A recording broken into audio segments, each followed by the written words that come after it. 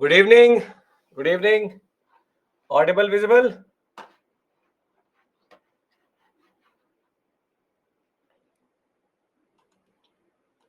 Yes. Okay. Good evening. Good evening. Good evening.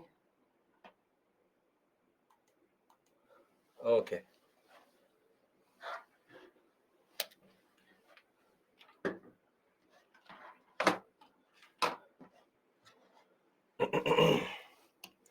Good evening.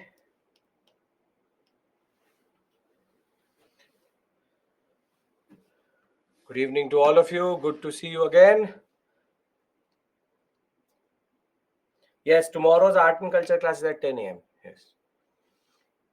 We had an issue, if you remember, last week. So we're making up for that.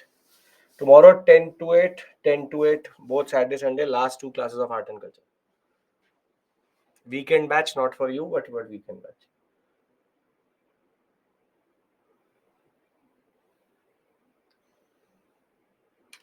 Ravindra, the SME is going to share that to you. Good evening. Good evening.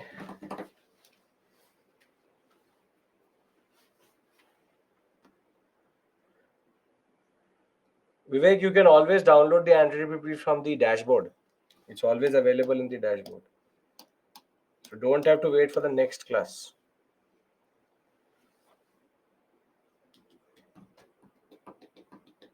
Stuti, that is true, but still people aren't here. Obviously, we'll talk about the summary of unification of Germany. We'll read the PPT out, basic things. What happened from 1848 to 62 in Prussia? There's a revolution called 1848 revolution that will make Prussia a constitutional monarchy, rebuilding phase, and they will become a modernized state. What prompted 39 units to come together and from German-speaking union? Pratyaksh, again, the point is what prompted it to come together was the fact that Napoleon gave them a feeling of unity and the fact that over the period of 1815 to 1848, the more Metternich pushed down, the more they got the sense of nationalism. He's not here. Snehilata, that is the irony. Okay. What is the average marks in 10 to 15? If you're getting out of 10, 4 to 5, half 50%, and 7 to 7.56, that is more than enough. 50% is good enough.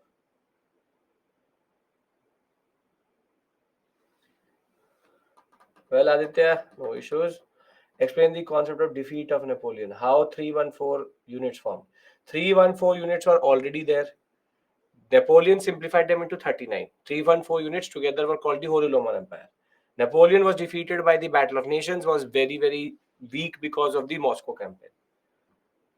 What happened in Sweden? That revolution started suddenly. As I said, the Metternich system all across Europe was pushing nationalism down, and therefore, in turn, led to an outburst in 1848. And it started in France again, in turn, spread across Europe. No Anandu, unfortunately. Bismarck captured just Lorraine. No, both Alsace and Lorraine. Good evening. Good evening. Prashant, you're here? Yes, Stuti. Yes, you can. Sure, sure. Yes, France sneezes, Europe catch a cold. Yes. Why Russian said, Vivek, I don't know when did I say that. I know, Ananya, that is, I'm not asking you to read anything. I know that the thing which would have gone to you also has nothing. Welcome, Prashant. Very welcome. Why Bismarck wanted to install king in Spain? That is something standard. All across Europe, there is a concept that you can nominate your king as the king of any other place. So that's a standard process. So it's a concept of national, what we call as pride in that regard. Okay, so let people join in, but what we can do is that we can revise unification of Germany. I just have to basically tell you the or read the PPT out to you. But before that, I will give you a basic overview of what we've done yesterday. Today we do this. We'll take maximum half an hour, 45 minutes for Italy. But we start a very, very interesting, very interesting and very fundamental module today, which is Industrial Revolution. So I would like to cross this last descriptive module as soon as possible. But Industrial Revolution is a totally different cup of tea. The taste is going to change. Economic history, much more interesting, much more conceptual and theoretical in that regard. So let's talk about the concept. So we know that the Holy Roman Empire existed with 314 units, and these 314 units could not come together because of the fact that north-south there's a division between the concept of Catholic and Protestant, and east-west there's an issue of French culture. So there was no way it was ever going to come together. But the German language was a type of language which was allowing them to have cultural nationalism. The cultural nationalistic feeling started to develop because of the fact that it was related to the German language. Here, language played a very important role. Thereafter, it was still not given that they would have come together as a unit. So it was Napoleon's conviction to spread the message of the French Revolution that in turn led to the 1806 dissolution of Holy Roman Empire by Napoleon himself. And what Napoleon did was that he invariably paved the way for the unification of Germany, because he brought these 314 units down to 39 units for the purpose of administrative convenience. Now, with regards to this administrative convenience itself, the simple point was that these 39 units were much easier to manage vis-a-vis something which was not possible previously. This was Napoleon's most important contribution, and he used to call these 39 units as the Confederation of Rhine, because the Rhine River used to cross this confederation. Thereafter, Napoleon will get defeated in 1815, and in 1815 there will be the Metternich system, which will develop all across Europe via the Congress of Vienna. And the Metternich system, what it will do is that it will fundamentally not change the structure of the Confederation of Rhine, but what it will do is that it will rather add to these 39 areas of Prussia and Austria so as to make it a more coherent area when it came to German speaking. So it became 39 plus 1 plus 1, but the presidentship was given to Austria because Metternich is an Austrian himself, and the vice presidentship was given to Prussia. That will in turn create this was the first moment. This is the second, the force or factor which in turn led to the unification is Prussia versus Austria rivalry. And this is basically the way the Prussian context comes through. Thereafter, we saw that how between 1818 and 1848, the Prussians used Zollverein as a form of a custom union to give them an economic sense of coming together, rather than actually having a political union. And that will succeed when the revolution of 1848 will happen, and that will come through as the Frankfurt Parliament. Now, the Frankfurt Parliament will choose Prussia over Austria when it will come to the concept of Little Germany. However, the simple point was that the Frankfurt Parliament in turn will approach the Prussian king, and the Prussian king is going to deny. Saying that he does not accept power from people but from kings. And this in turn will lead to this 1848 to 1860-61 period, in which Prussia will go through major changes. Prussia will become a constitutional monarchy and it will start to modernize itself. It will start to modernize itself, but Germany still doesn't exist. And the one who will make Germany what it is Otto von Bismarck, who will do it after 1862. Does anybody have any issue in this story? This is what we did yesterday in quite a lot of details. I will give you a integrated timeline and integrated summary for both Germany and Italy once I have covered both of these topics. This is the last 45-50 minutes of yesterday's class, and very simply it is based on the concept that you have to remember Confederation of Rhine. This is called the German Confederation, and thereafter Frankfurt Parliament and its failure, which leads to the architect of German unification, which is Otto von Bismarck. Metternich was a person, he was a male, he is not a female, it's a male. And Metternich was an Austrian chancellor. Okay, can we now talk about Otto von Bismarck through the PPT? Because I've already told you the story. I want to read it out of the PPT so that we just finish this section. Okay.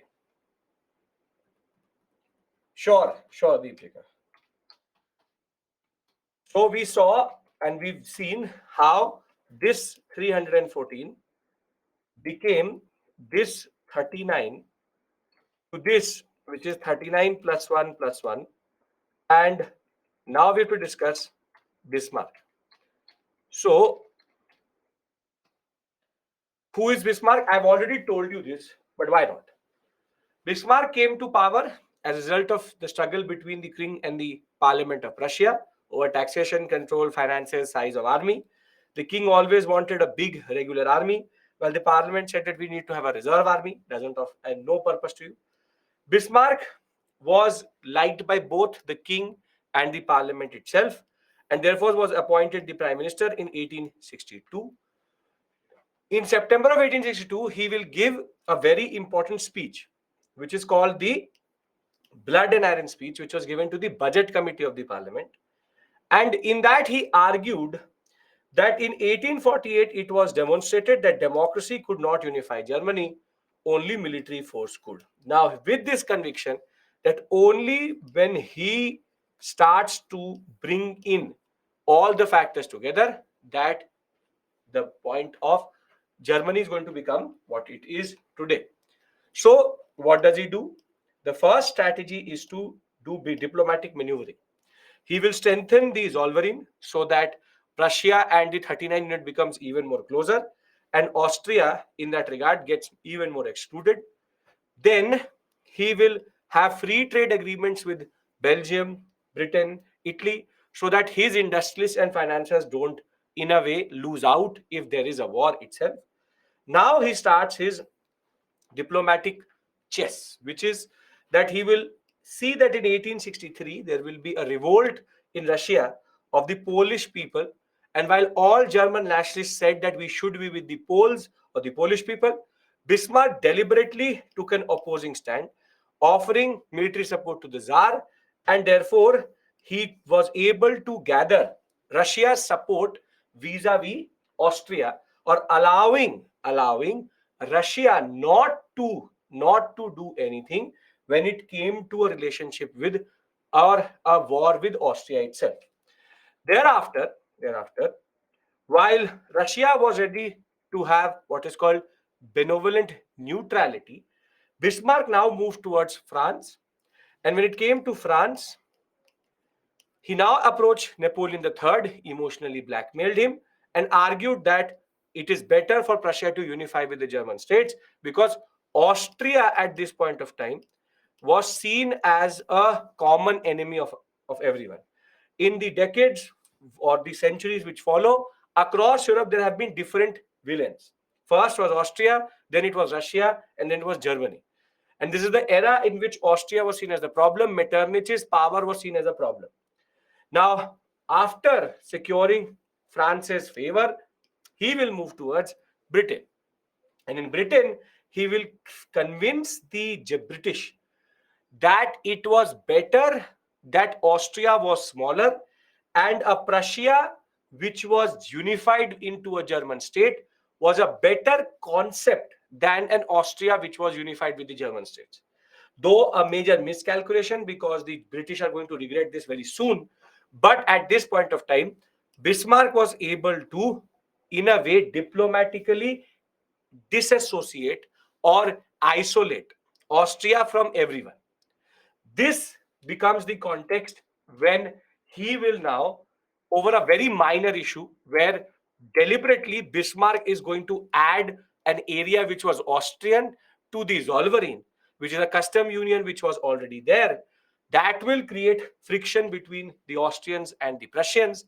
And over this issue in 1866, there will be the Austrian War or the Austro-Prussian War. And against all odds, when everybody was not even ready to stand behind Bismarck, Bismarck will win the decisive battle of Sadowa, and that will in turn lead to this part of Germany coming into his hands. This part, except for this part,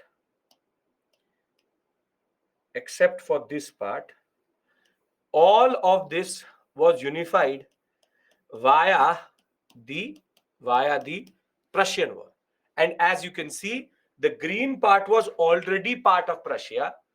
This yellow part, this is the part which he added from Austria.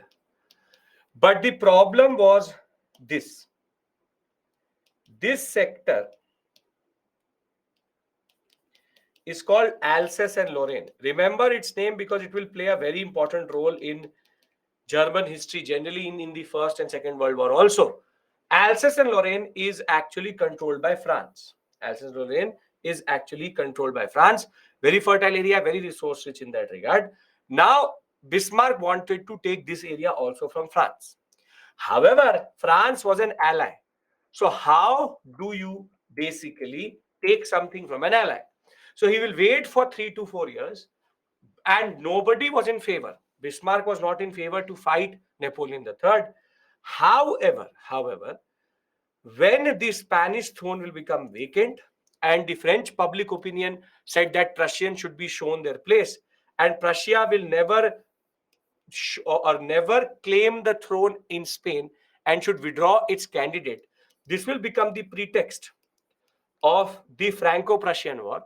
Again, nobody thought that a country like Prussia would be able to defeat France, but Napoleon III was ruling an old army in that regard. And at the Battle of Sedan, the Second Reich, which is the first German state, will be formed by taking what we call as Alsace and Lorraine, completing the whole sector.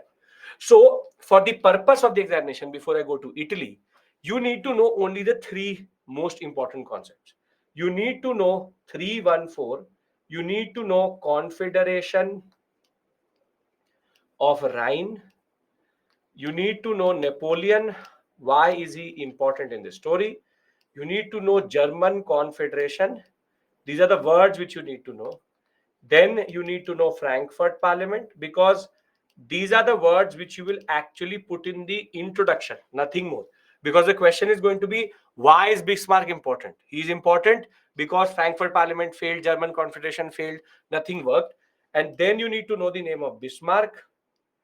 You need to know 1866, 1871, and how he was able to make a fool out of Napoleon III, Russia, and England.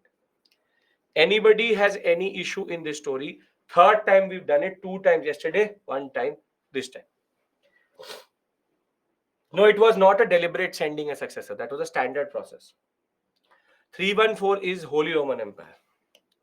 Come on, everybody has to be vocal right now, because then I talk about Italy.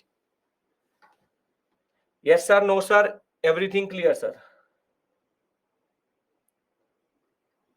Does Confederation of Rhine include the debarred parts of? Yes, no. Confederation of Rhine does not include. Only German Confederation. The Spain issue is straightforward. Spain has no king. Everybody can nominate their king's dynasty. Prussia did. France said no, we helped you, and that in turn becomes the point. Did he annex parts of France? No. He just took an area which was German from France. Yes, Germany and Italy both are cultural nationalism. Yes, this is a story of cultural nationalism, which I'm going to come to. What is the significance? That's a separate issue altogether. Right now, Holy Roman Empire is 314 units. Confederation of Rhine means what Napoleon created, 39 units. Now, don't do this. This is called Gajni effect. That is why I don't split up things. Now, you're asking me very straightforward thing. There has been no previous year question from this area. No previous year question from this area. UPSC never asked a question from this area itself. But I can't teach you industrial revolution without teaching you this. How do we find maps in these books? Kindly give us idea. Maps, urbanization showing in the screen. How to find? You are asking me how did I get this map? So you will find it in standard books or in Google. So did Italy carve out Germany? No, I'm going to tell you how Italy will do it. Don't predict it. Napoleon III will die in 1870. That is why 1871 there will be a third republic. Can I talk about Italy now? Subsidiary questions are being asked. Core issue is clear. I'll give you a timeline in the end and it should be enough to summarize everything. We can talk about Italy now? Yes, very good. Okay. Now let's talk about Italy. So much like the German states, Italy also doesn't exist as a state as of when we talk about it, which is this period of 1850s, 1820s. Very simply, when when the French Revolution happened, or the 1750s, let's take it as 1750s, there is no Italian state. But Italy is a little bit more messed up story. Why? Because there are multiple obstacles to Italy. Multiple obstacles. First is very straightforward. Very, very straightforward. It is not controlled by. Yesterday you told 900 seats were there for third estate and 100 for first, second, for and NCRT gives 600 for third estate, 300 for second estate. Himanshu, doesn't matter. I know what the NCRT number is. I wrote there categorically hypothetical. So if the NCRT is saying 200, 600, nobody cares about the number of seats in the French Revolution State General. But if you want to, you go with it. That was a hypothetical number. I said it's a hypothetical number which I've given you, 100, 100, 900. Yes, Himanshu, get my point. I was not telling you the exact detail. That was a hypothetical, deliberate way of showing discrimination. Okay. What Italy is called before it did not exist. I'm going to tell you that what it is. See, firstly, there's no Italy.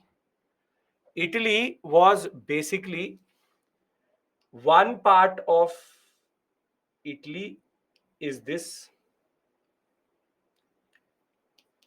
This is called the kingdom of what we call as Sardinia and Piedmont. This is the kingdom of Sardinia, and Sardinia is this island, and Piedmont. This Piedmont area is this. This is the first point, first half. Then there is a part of Italy which basically France controls. Then there's also one part which is controlled by Austria, which is the third part which you see here. And thereafter, you also have a division like this. This fourth part is controlled by the papacy, which comes under the Pope.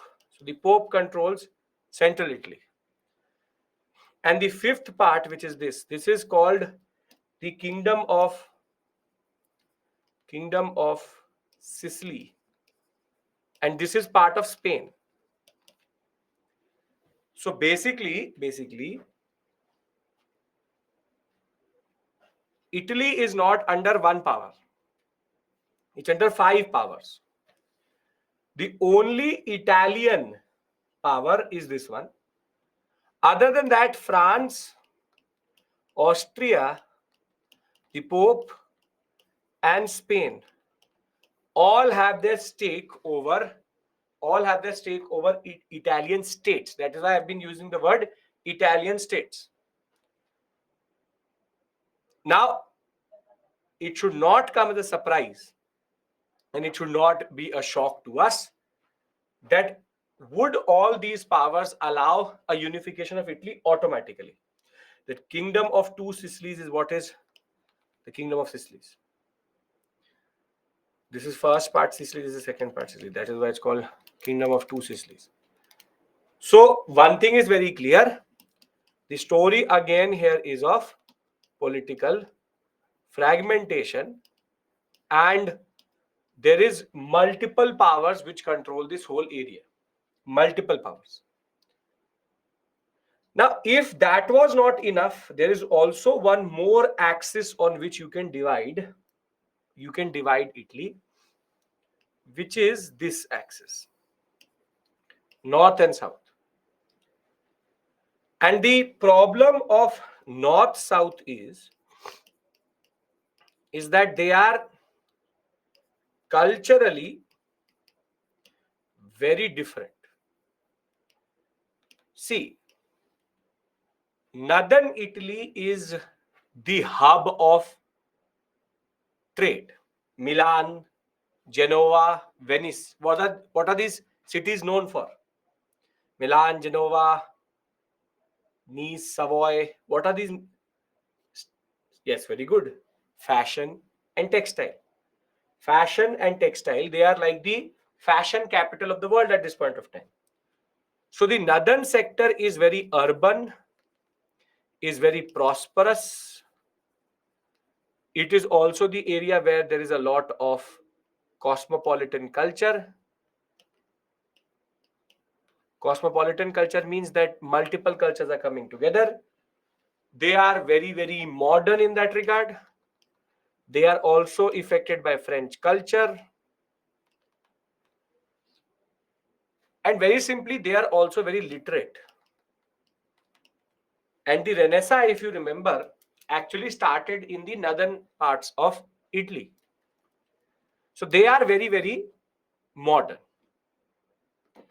Contrast that with the southern sector. South is completely rural. There's a mountain range which divides north and south Italy. What would be that mountain range?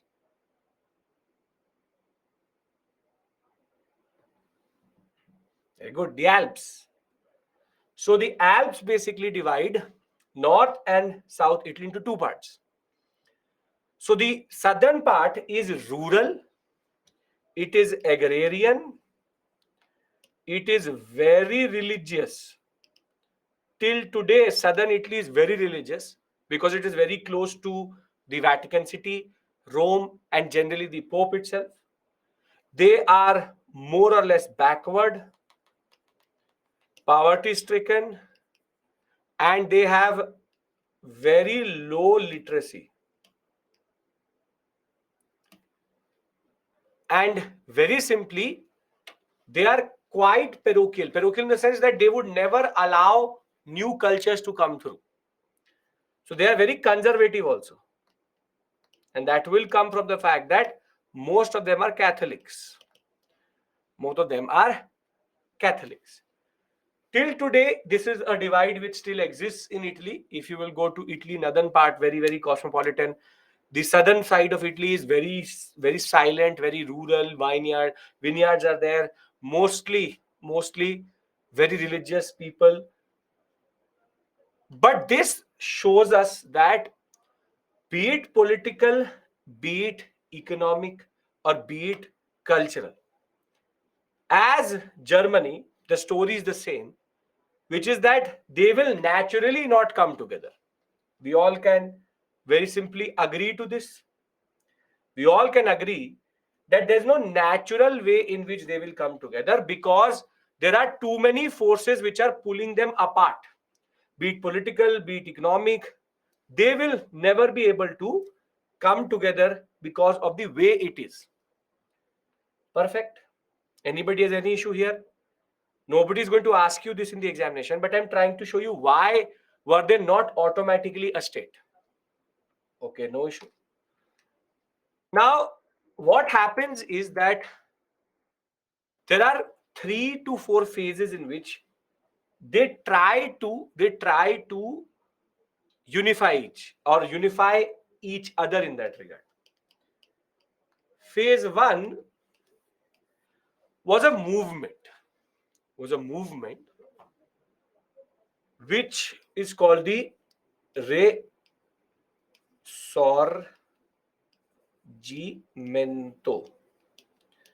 Risorgimento means resurgence.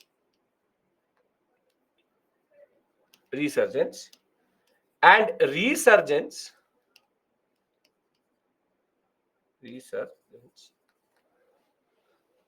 Now, Risorgimento is an Italian term for, let me write it in the exact way, a resurgence of culture.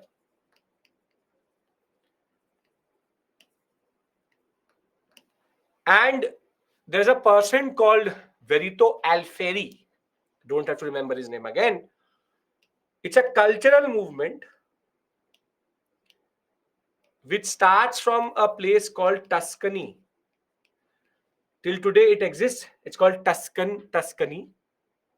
And the Tuscan language actually becomes what we call as modern Italian.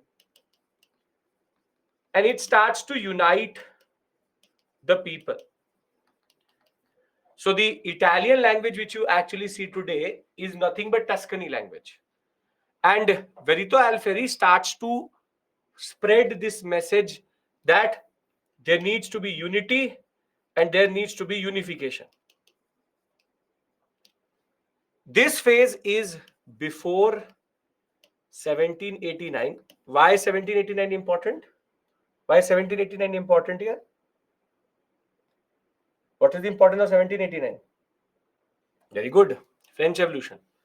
So before French Revolution itself, we see that there's a certain sense of unification which starts to develop, or there's a certain sense of cultural nationalism which comes through. We will call it cultural nationalism. So in a way, do the German and Italian stories have the same factor of unification? Do they have the same factor of unification? Yes, they do, which is basically language. It is linguistic nationalism. However, the problem is very simply, had no impact on southern Italy as it was a modern urban movement. So because the literacy level is so low, nobody could understand what Alfieri was saying. So this attempt failed, because nobody actually meant to understand, or nobody actually understood what the Risorgimento was talking about. The culture we talk about here is of Italy or Italian language. The simple point is that Risorgimento failed. Now, there is another phase 1B, if you want to call it, is 1A. 1B is that when the French Revolution starts,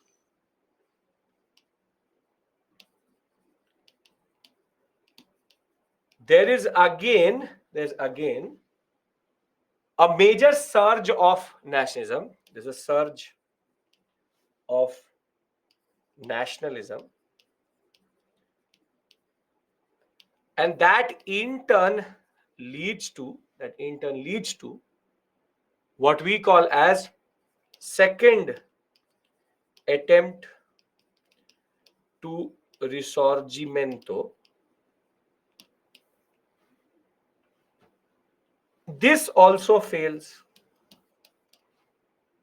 because again issue is that the masses are not behind this movement.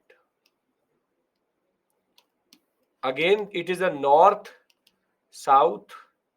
political divide which is becoming a problem for Italian unification. So Risorgimento happens twice, once before the French Revolution, once after the French Revolution or during the French Revolution, and it makes no real impact. So it's a cultural movement. Tuscany language becomes important. Italian emerges as a very important concept itself. The simple point is, just before the French Revolution, based on the efforts of a person called Verito Alfieri, there's a cultural movement starts in Italy, northern Italy, which is called Risorgimento, and it tries to unify Italy in a more organic way, as a more natural way of using a language to come together. However, that does not happen in the first phase also, and in the second part also, which is that before and after the French Revolution, very simply, there is an attempt of a cultural movement or a movement which was based on language to unify Italy. But the problem remains the same, which is that the north-south political divide, generally the cultural and political divide, is not allowing it to happen. Anybody has any issue in Risorgimento? It's a very straightforward concept. Very straightforward concept that the Italy, the national movement started as a cultural awakening called the Risorgimento, which was a reaction to the French dominant culture which was coming from the north also. It was headed by Verito Alfieri, and it was calling for national unity under a common language, which was a Tuscany dialect, which is now Italian language. The beginning of linguistic nationalism can be seen here. However, despite multiple attempts, it did not succeed. Lack of education, absence of popular support meant that Risorgimento was never going to work. And the second phase comes once the way of French Revolution, just before the French occupation. During the French Revolution, again, there's again another attempt to use the Enlightenment ideas to, in a way, become what we call as the larger concept of a Risorgimento-based unification. But that also fails because of the same issues which persisted previously. So both did not work. The cultural movement did not work. Yes, if we talk about, it was Holy Roman Empire, that how the idea of unification came, but Italy, it was 5 different kings. So the idea came from ground up. Understand this point. Both in Germany and Italy, it was the language which was something which connected people. And therefore, they were thinking of nationalism under the linguistic terms. In Germany, there was no cultural grassroots level movement, no Risorgimento. But in Italy, it was a grassroots level movement, failed because it did not have popular support. So without collective consciousness, there was no way anybody was going to succeed. Clear? Language is the basis of this cultural movement. Language is a part of culture, therefore it is a cultural movement. Done? Can I go to the second phase, which is more interesting? And one more known personality of yours is going to come back. Yes? Come on. Last descriptive section. After this, it will be Industrial Revolution. Easier, very straightforward. Please, Risorgimento started in northern Italy. Obviously, Harshita, it will start in northern Italy because it is an urban. How Italian language came into the picture? Italian language was used by Alfieri as a way of unification. No Mussolini. Don't sprinkle the word Mussolini somewhere randomly. Mussolini is not born. It is his father and his grandfather. Most probably his great grandfather is alive at this point of time. So Mussolini is not in the picture. So randomly don't push that. There are two movements we've discussed. First phase itself, Risorgimento before and Risorgimento after. There's no complexity here. It is a movement which tried to unify Italy under the Italian language and was not possible because literally people did not understand what Alfieri was saying. Northern Italy, it was very popular. Southern Italy, there was no support itself. This is the basic point I'm arguing as of right now. Yes, southern region is illiterate. Any form of text or any form of pamphlets which used to go, they did not know only what it said. Can I move to the more important phases? This is nothing but the first phase. Okay. Now comes phase 2, and our friend Napoleon Bonaparte is back. See, if you remember, Napoleon will conquer the Holy Roman Empire, but he will also control and conquer the Italian states. The Italian states. So between 1806 to 1815, Napoleon was the one who again reached Italy, and with political fragmentation, it was very easy for him to conquer and control the Italian states itself. Now, Napoleon never liked messy or multiple nodes of control or multiple modes of control. So much like in Germany, Napoleon is now going to simplify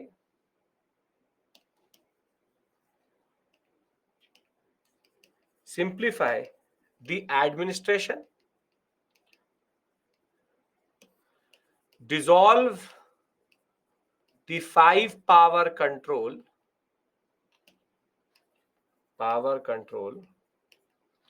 and rather have only 3 units. French controlled Italy, the Kingdom of Sicily, and the Kingdom of Naples. So what he will do is that he will create France, annexed Italy and Naples. So what he did was that he very simply took this Sicily part and called it Kingdom of Italy. So Naples would be central, this would be south, this would be north. So in a way, he again did what he did in Germany, which is unify in pursuit of administrative efficiency and convenience. What he did in Germany, Napoleon has done the same thing. Napoleon has in a way done two things: simplified, but also for the first time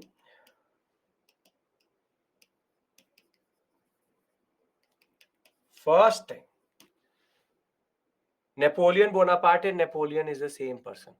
Yes. For the first time, that is his full name. For the first time, Italians were under one centralized administration, Napoleonic codes brought the concept of representation, and very simply, they feel for the first time what it means to be under one control. So very simply, in a way, Napoleon has done the same thing what he did in Germany, which is that he paved the foundation for their unification, because now the Italians get a feeling, okay, this is what it means to be under one power.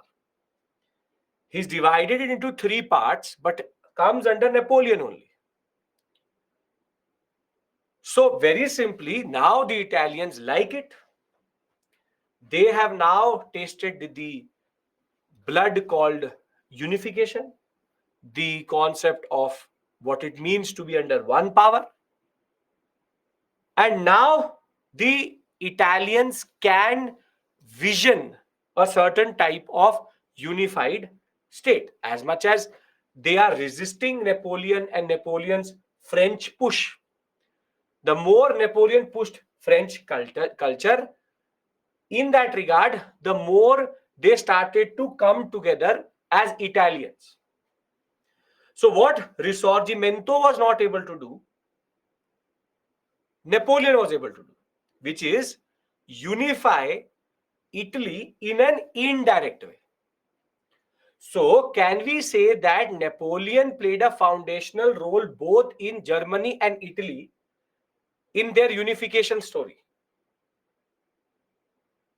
Yes, we can very simply say that, because there he brought it from 314 to 39, and again he has created the base in which they feel how to be together. How to be together. Now you see very simply the period under which Napoleon occupied Italy, agriculture was encouraged. When I'm saying Napoleon, there is no, as it is 1815 to 1848 is not the period of Napoleon the Third. When I'm saying Napoleon, I mean Napoleon. When I will say Napoleon the Third, it means Napoleon the Third. Napoleon the Third is not in the story right now. Later he will come. Now, not even 1848.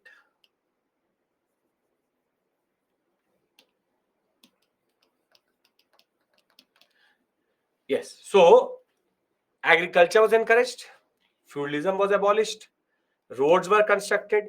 Napoleonic Code gave them standardized civil and administrative and commercial laws. The French, in a way, paved the way for the Italian unification, because they brought with themselves representative government with separation of powers, and therefore, for the first time, people became a part of political discussions. On the other hand, secondly, they were also redrawing the Italian boundaries, which in a way, between 1804 to 1814, only they felt political unity. Yes, German and Italian unification are contemporaries to each other. They're parallel to each other. I'll give you a timeline for that. Don't worry. They're exactly parallel to each other. Now, very simply, we've discussed phase one. We've discussed phase one and we've discussed phase two. Anybody has issue in phase one and phase two? Phase one, phase two, anybody has issue? In phase one, North was literate, Alfieri supported. Why Northern Italy could not unify? Because they wanted to unify whole of Italy. It made no sense to have Northern Italy only. So, phase one, Risorgimento failure. Phase two, Napoleon Bonaparte is the one who, in a way, unifies Italy and gives them a taste of what it means to be unified under one power. Works done by Napoleon in Italy of no purpose to you. Agriculture is encouraged. Roads are made. Napoleonic codes are applied. People feel more secure. People do get this French culture pushed on them. That leads to Italian culture becoming more and more pronounced. And for the first time, they are part of the representative government. Previously, they were under monarchies. Now, for the first time, they feel what it means to be part of certain type of separated power-based institutions. All these three units were under Napoleon, yes. Did Napoleon divide linguistic basis on administrative basis? No, that was not the way. It was totally administrative convenience. Southern Italy did not speak Tuscany language, but now will start to speak Tuscany language. Whole of Italy was under France. Yes, whole of Italy was under France. I'll show you a map also if you want to see that. See, this is Napoleon controlled Europe. This is the German sector. This is the Prussian sector. This is the Austrian sector. This is what we are talking about. Kingdom of Naples, Papal States are still outside, but France is now controlling north, south, and central. That is what I'm trying to say. How was Italian united if not language? They were not. They were only linked by language. Their culture was also the same, but language was something which unified them circumstantially. Now, can I go to third story, or third part of the story? Phase 3. Yes, it's very straightforward. It is very mechanical. There's nothing to be get caught up in. Risorgimento failed. Napoleon created base. That's it. Now, phase 3. Phase 3. Now, when we talk about phase 3, Napoleon is defeated. So, will Metternich allow the same system to work? Logical question? No. So, under Metternich, what Metternich does is removes all the legacy of Napoleon, gives back the political power to 5 states, which is France, Italy, which is not Italy, but France, Austria, Spain, Pope, and Kingdom of Sardinia and Piedmont. Basically, he's pressing the undo button. In phase 1, if Southern Italy does not speak Tuscany language, how they were linguistically united? Devansh, firstly, you're getting caught up in something which is extremely trivial to this whole concept. But that is the reason why phase 1 failed, which is that Tuscany language was spreading, but was not spreading to southern sector. And that is why Risorgimento remained in north. Listen to me. And I don't care why the first phase actually did not work. This is not the question which will be asked from you, but pay attention. I'm saying that the problem is it remains in north. It is in phase 2 where it starts to spread to south because Napoleon has unified it. Clear? Because a lot of you are still caught up in phase 1 for some reason and the mechanics of phase 1. Can I talk about Metternich? Devansh? Okay. So Metternich system basically presses the undo button and gives all these powers their areas back. That is what Metternich was mandated to do, which is it is a conservative order, and therefore it will only restore power. But when Metternich changed the German sector, did the Germans accept what Metternich did? I'm trying to create a link so that you can understand comparatively. Yes.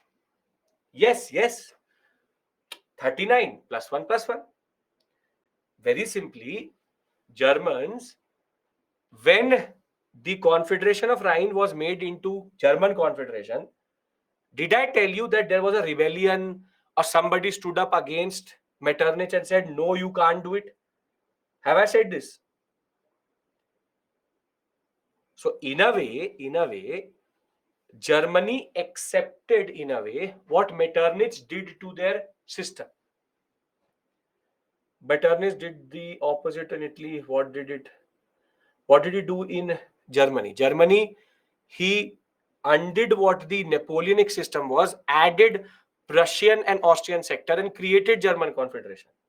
Here it is different because Italy was under 5 powers. He had to give them back. That is what is called the restoration of power. Now, whilst in Germany, nobody actually resisted actively to the Metternich order, the Italians were different. The Italians had now tasted unification, and they were now not ready to go back to this 5-state model. And unlike Germany, the response to the Metternich conservatism is that there will be a new movement which will start in Italy, which is called the Young Italy movement, under 2 very important personalities, Mazzini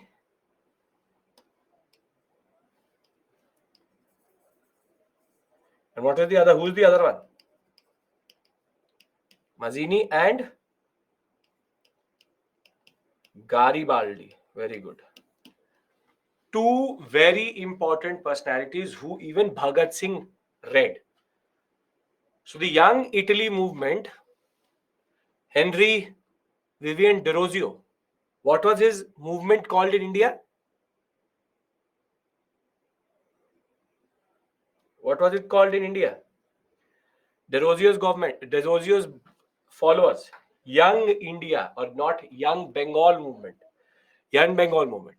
What is the, it's Mitra Mela, and then the Savarkar brothers renamed it as Abhinav Bharat. Abhinav Bharat, English is what? What is the translation of Abhinav Bharat?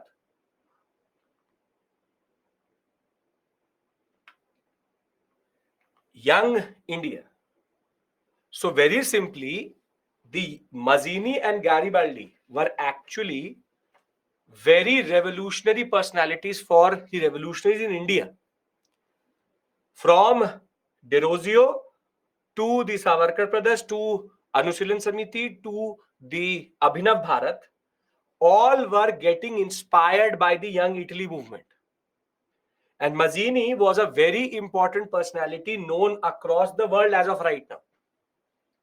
This is how modern and world history gets connected.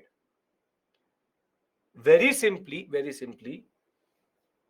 Mazzini, Garibaldi were now not ready to accept this 5-state model.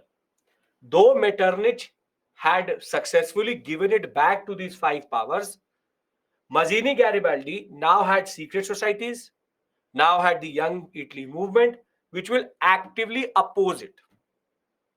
And between 1815 to 1860, Mazzini, Garibaldi will, in this phase, will try to unify Italy multiple times.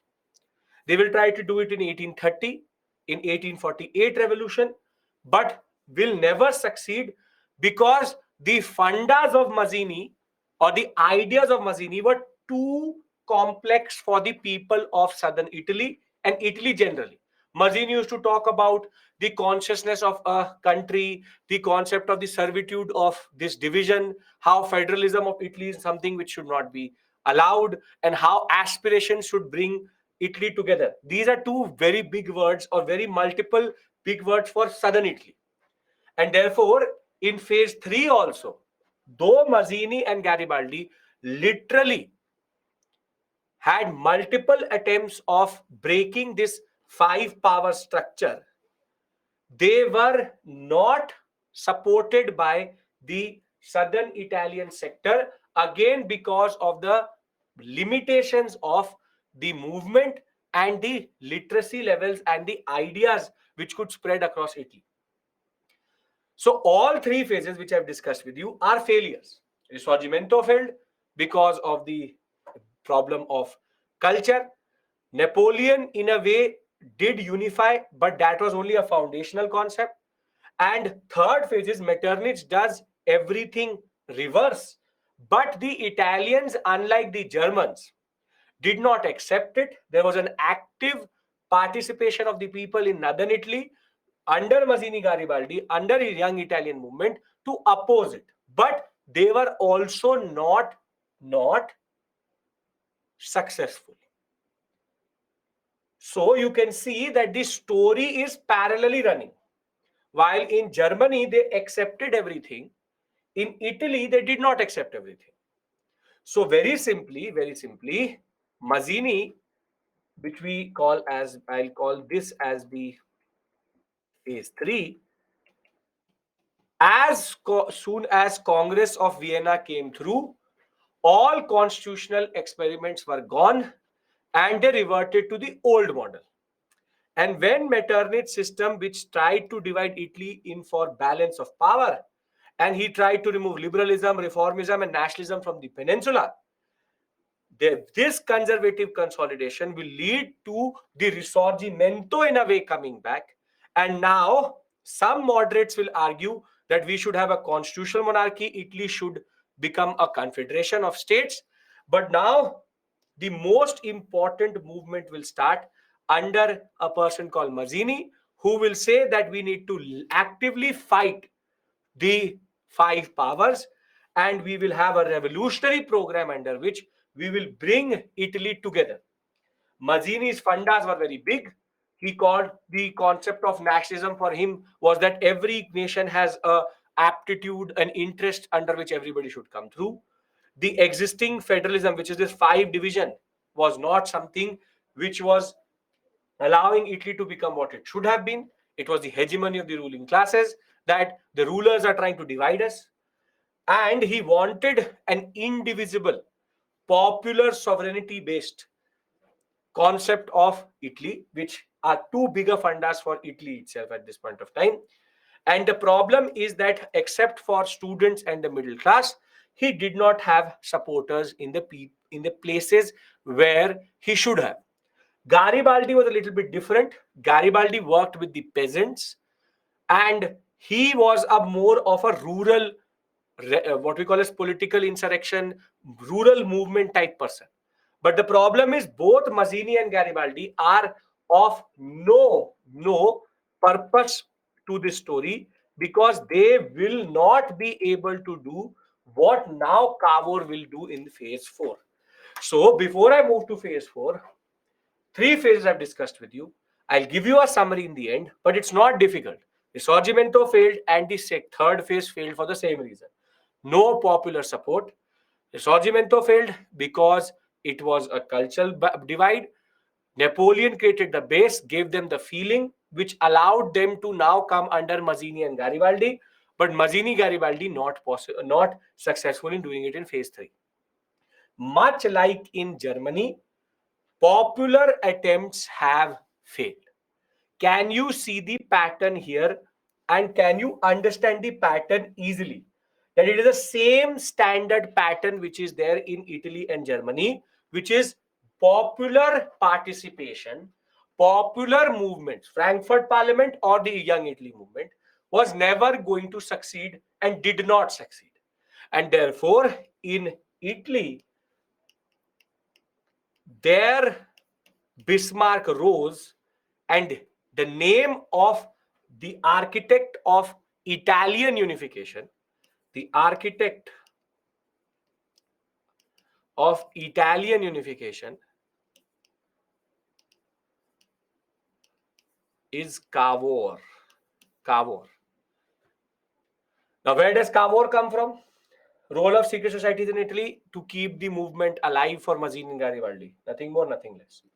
Cavour is the prime minister of the kingdom of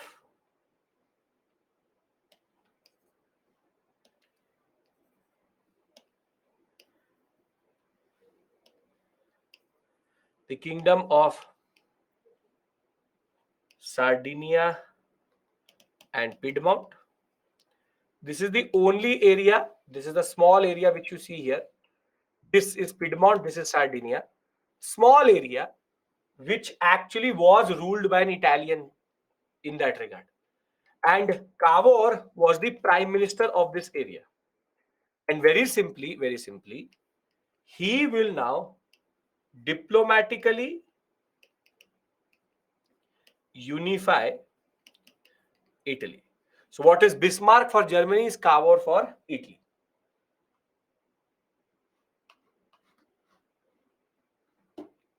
Can I talk about Cavour's diplomatic maneuvering? Because if you understand where I am now, I have to now again tell you how Cavour somehow finds a way to unify Italy by diplomatic maneuvering. Both are very important diplomats. Yes? Is this difficult? Is this easy? Are you able to now find Italy easier because you've done Germany? Because Germany is much more complex, has multiple actors. Here it's easy because Risorgimento fails, Napoleon comes, Mazzini fails, now Cavour comes. Now I want to discuss Cavour. Is everybody with me? Their questions will not be based on these phases. Again, the question will be, how did Cavour unify Italy? Or what was the role of Bismarck and Cavour? Standard things. Yes? Okay. Now, does anybody have anything to say? If you're sitting there thinking I'll not answer that question, ask me right now, because after this we move industrial revolution. It has nothing to do with these stories. If you've not said yes, no, right now, tell me if it is making sense or not. I'll give you a summary and then you will realize it's very straightforward and easy. Okay, yes, sir. Okay, perfect. Now, Cavour has two challenges at the same point of time. Cavour has the same challenge, but he has two bigger issues than Bismarck. See, Cavour has to take certain area from Austria. He has to take certain area from Spain. He has to take certain area from France. And he has to take certain area from the papacy or the Pope.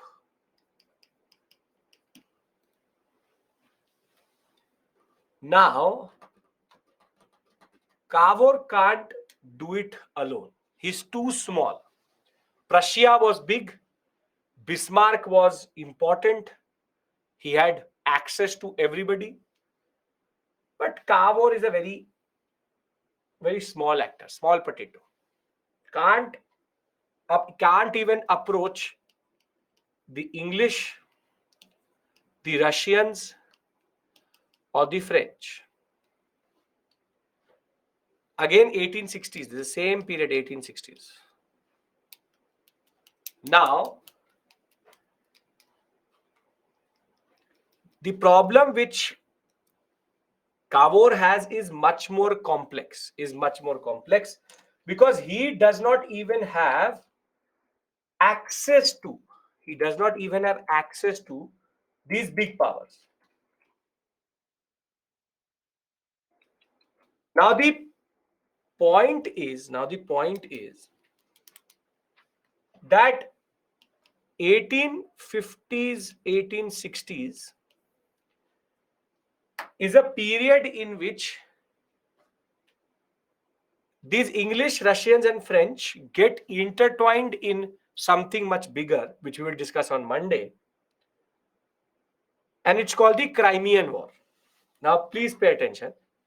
Cavour has a problem. He cannot approach English, French, Russians, and he needs the same type of neutrality or somebody's help to fight Austria to get Italy unified. Now, in 1853,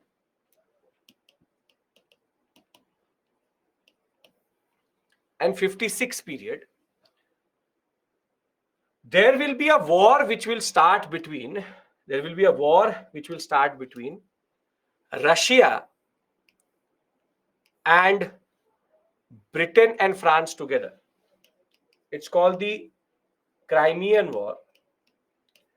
Russia versus Britain and France.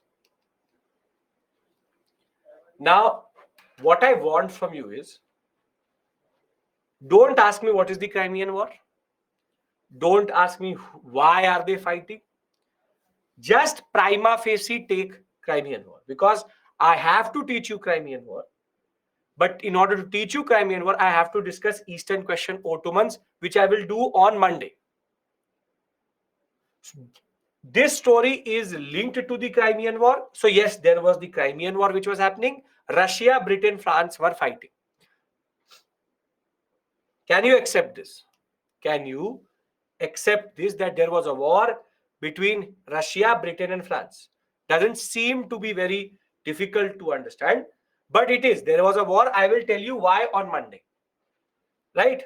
Okay, very good. So we all are in agreement. I promise to you that I will tell you what is the Crimean War, what is the Great Eastern Crisis, the Balkan sector, everything I will teach you. Now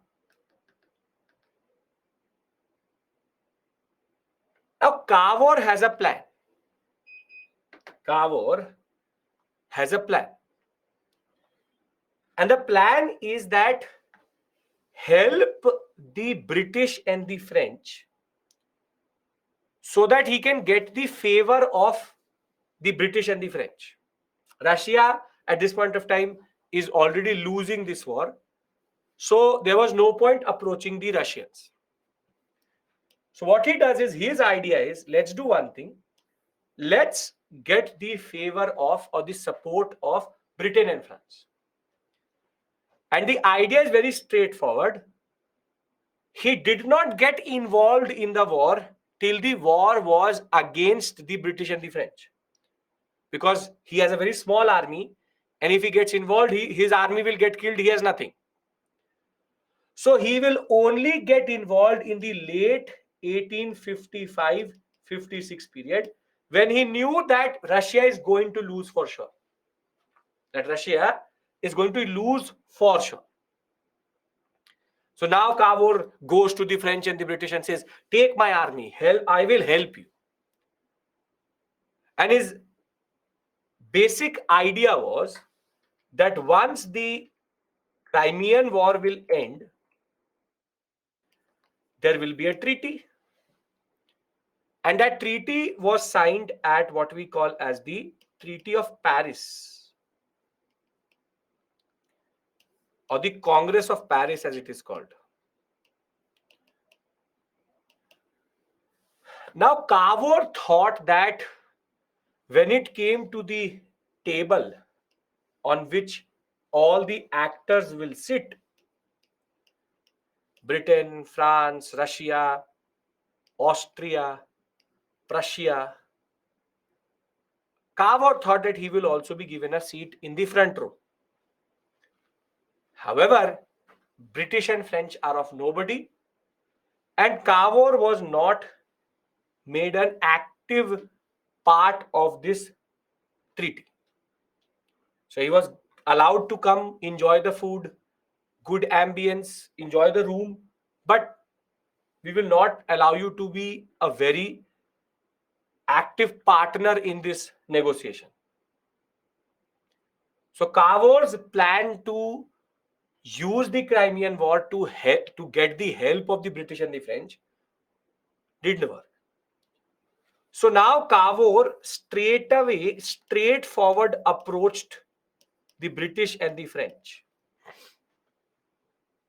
The British denied. They said, we don't care about Italy. We have no interest in Italy. We don't want to do anything with Italy. But France, you have Napoleon III. And now, very simply, Cavour is going to approach Napoleon III. Is there any question from this area? Yes. They will ask you, what is the role of Cavour? Role of Cavour was to become a part of the Crimean War, to get a seat in the negotiating table, However, he was not able to drum up support for the unification of Italy in the Crimean War or the Treaty of Paris. Therefore, he approached the British and the French separately. The British denied giving any help, but somehow Napoleon III was too enthusiastic and he wanted to break the legacy of Metternich so as to allow his uncle's legacy to be there.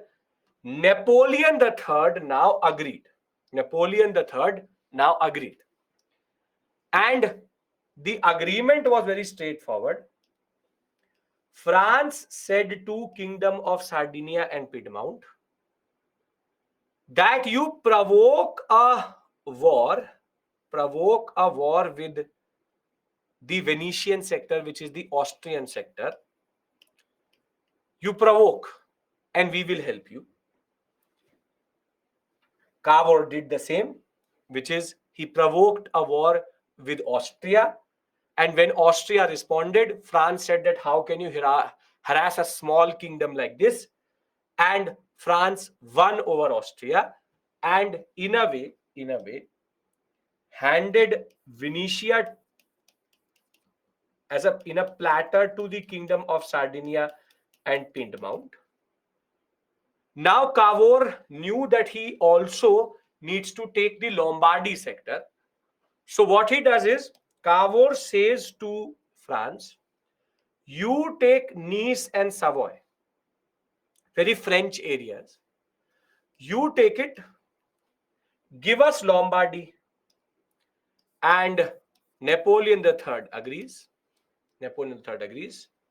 And now you see, northern Italy has been unified. Northern Italy has been unified. So the first obstacle is done. Now he has to somehow unify the peninsular sector. So what he does is that in Parma, Modena, Tuscany, and in Romagna, here Cavour holds a plebiscite. Plebiscite is nothing but voting. That do you want to be part of northern Italy? And guess what the answer was?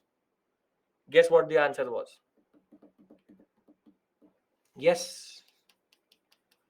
We want to be part of northern Italy. This was his phase 2. This was his phase 1. Now, I'll repeat the story out of the PPT also, so don't worry. Try to pay attention. Northern Italy, France says provoke Austria, we will help you. Venetia comes through this sector. Then Lombardy is given to Nice and Lombardy is given to Piedmont and Sardinia for in exchange of Savoy and Nice, which is this. And northern sector has been consolidated. So the central sector is consolidated through a plebiscite. That do you want to be part of northern Italy? And they say yes. Now, in the southern sector, our very good friend Garibaldi starts a peasant movement. Who was governing Tuscany and their provinces didn't have an issue with plebiscite. Tuscany, as it is under church's control. The church is oblivious of what is happening as of right now. And very simply, Cavour, as of right now, has become a very popular figure. So the plebiscite is not proper going in EVM machine. It's a general consensus amongst the people that is done by saying that, okay, can or do you want to be part of northern Italy? Don't think of it like an election, how it happens in India. Anybody has any issue till this point? Anybody has any issue till this point? Not yet. Very good. Now, in southern Italy, Garibaldi starts a peasant movement and he overthrows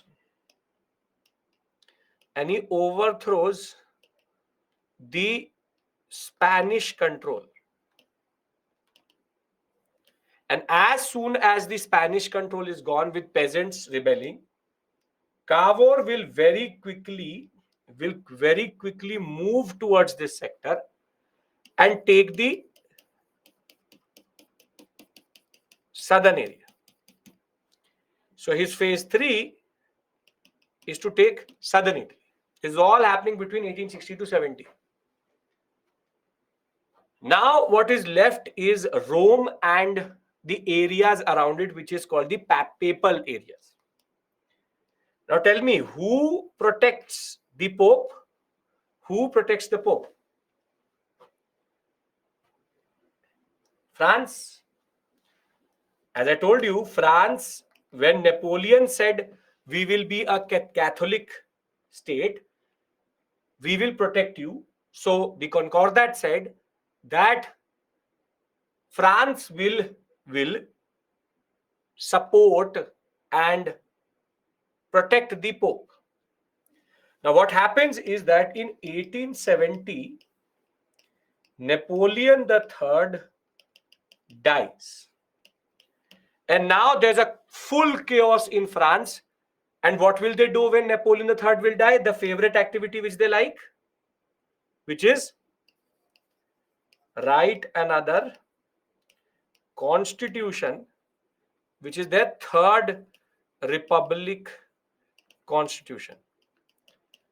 And what Cavour will do is silently, while all of this chaos is happening in France, he will silently take all the areas other than Vatican City away from the Pope. The Pope will do, France protect me. France said we have our own problems. So he will take the advantage of this situation, and very silently, except for Vatican City, Pope will sit there saying, help us, help us. France will say, Constitution likh raha hu yaar. Writing a constitution. Do not disturb when writing a constitution. And this is how Italy was unified. It's a slow process. It's a very, what we call as diplomatic maneuvering based timing process.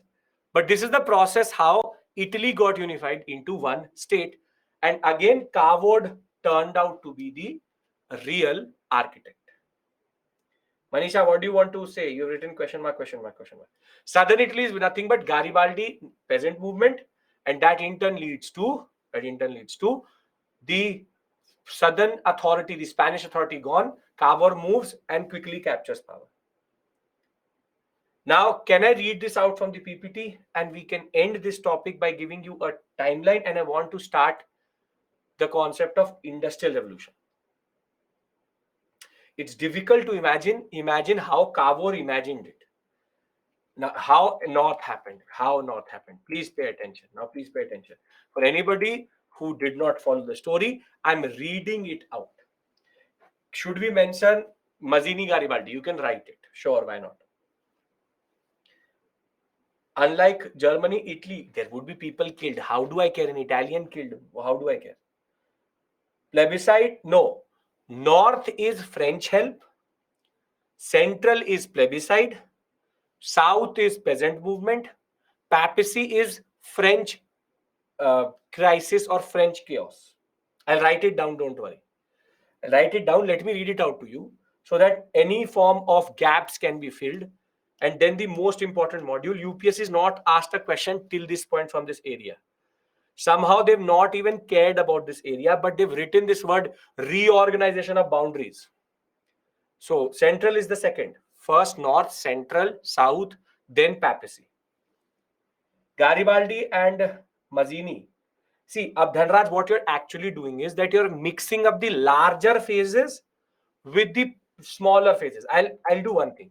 I will be very clear. I'll remove this word phase so that you don't start to think about them with the larger risorgimento. I'll write first act, second act. Now there will be no issues, because what you're doing is that you're bringing Mazzini Garibaldi in a story where they don't exist. Mazzini Garibaldi is already done. Now, the international scenario will become a little bit pro unification, as Napoleon III, after he came to power, wanted to overthrow Metternich order. He supported nationalist and liberal movements across Europe, as he supported the Germans also. The British politicians were also, in a way, ready to allow for Austria and Russia to lose a little bit of power. And Piedmont is going to rise during this period as a very important area. Now, the Prime Minister of Piedmont, Cavour, is going to now play a very important role. Santosh, I'll change it, don't worry. And he will become the architect in that regard. Cavour is the architect of modern Italy. He's a Piedmont patriot. And now he will start his diplomatic maneuvering. Much like Bismarck, he's going to go into commercial treaties with European powers so that his position is strong. He lowered the tariffs, modernized the army, navy, and railway. In 1849, Piedmont had emerged as an economic and political leader of Italy in that regard. He was also helped by the Italian National Society, which was Mazzini's society. To the people, he showed that he was the only solution.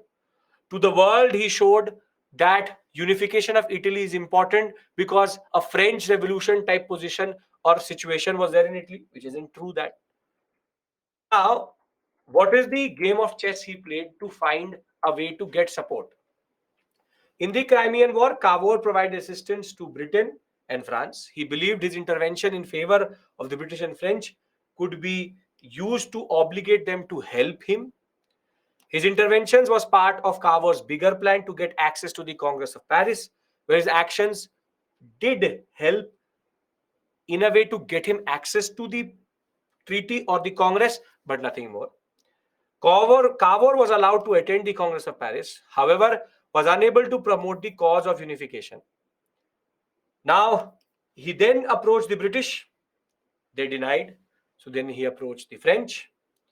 In July of 1858, a treaty was signed between France and Piedmont that Piedmont was going to provoke a war with Austria and France would help Piedmont. Eventually, Piedmont gained Lombardy, Venetia, and parts of Papal States, while France acquired Nice and Savoy. Thereafter, Cavour agreed to hand over Nice and Savoy if France allowed Tuscany, Parma, Modena, and Lombardy to be under him. Therefore, he united northern Italy. A plebiscite was held in central Italy where everybody unanimously supported Piedmont. In southern Italy, the Garibaldi started a peasant movement which led to the liberation of this sector from Spanish control. Cavour feared that it could go out of hand, so he very quickly moved to the southern sector to capture it. And thereafter, Italy gained Venetia, a little part of it, which was with Bismarck, and Rome after the death of France or French dictator Napoleon III. Just to give you the three basic concepts.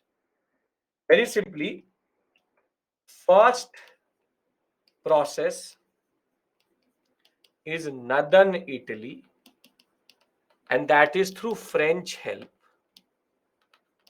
Second process is central Italy, that is through popular support and plebiscite. Third process is southern Italy, that is through peasant movement and Garibaldi. And then fourth process is papal sector, which is Napoleon's death and French crisis.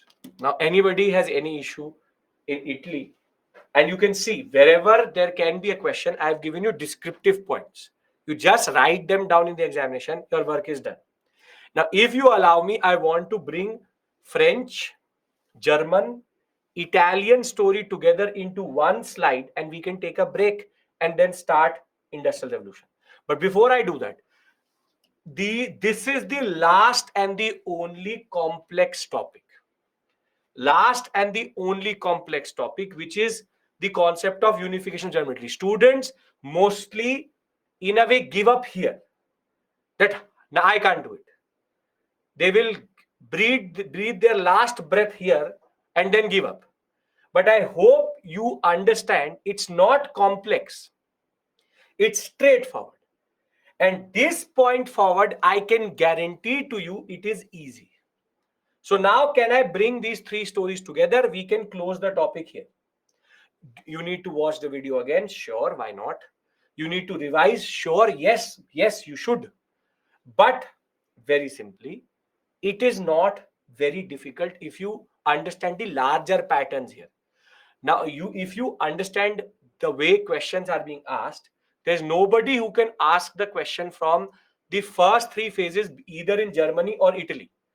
It's just the role of Bismarck, Cavour, and Napoleon which can be asked. It's a little bit long, but I'll show you how it can come together. See, this is the master timeline. Please pay attention. If you understand this timeline, then you understand whatever we've done since the French Revolution. Here, I'm going to make three timelines.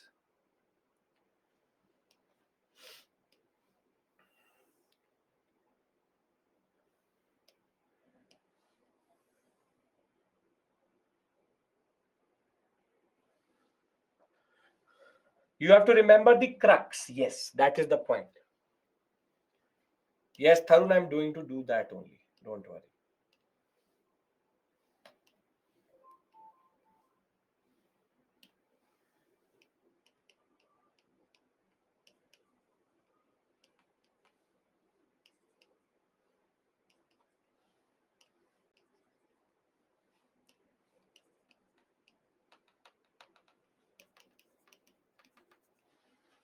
See,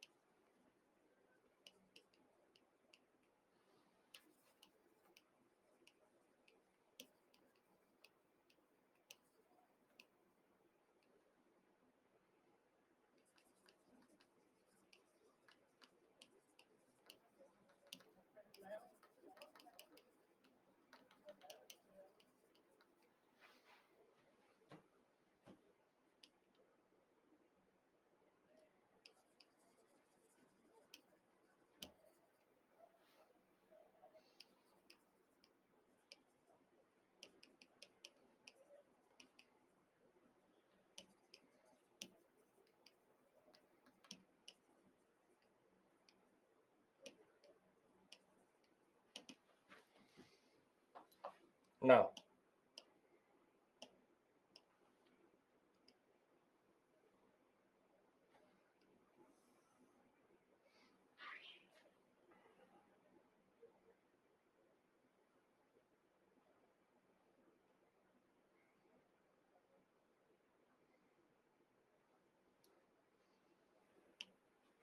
Shivani, you can eat if you're very hungry. You can eat as I'm making this. Sure, why not? Okay. Now,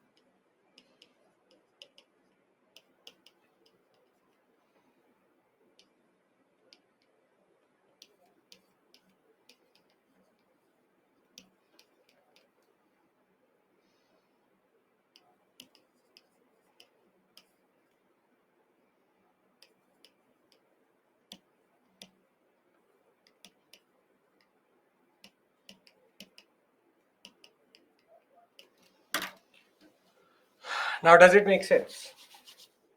How they're actually related to each other, or how they're actually not independent but happening parallel to each other.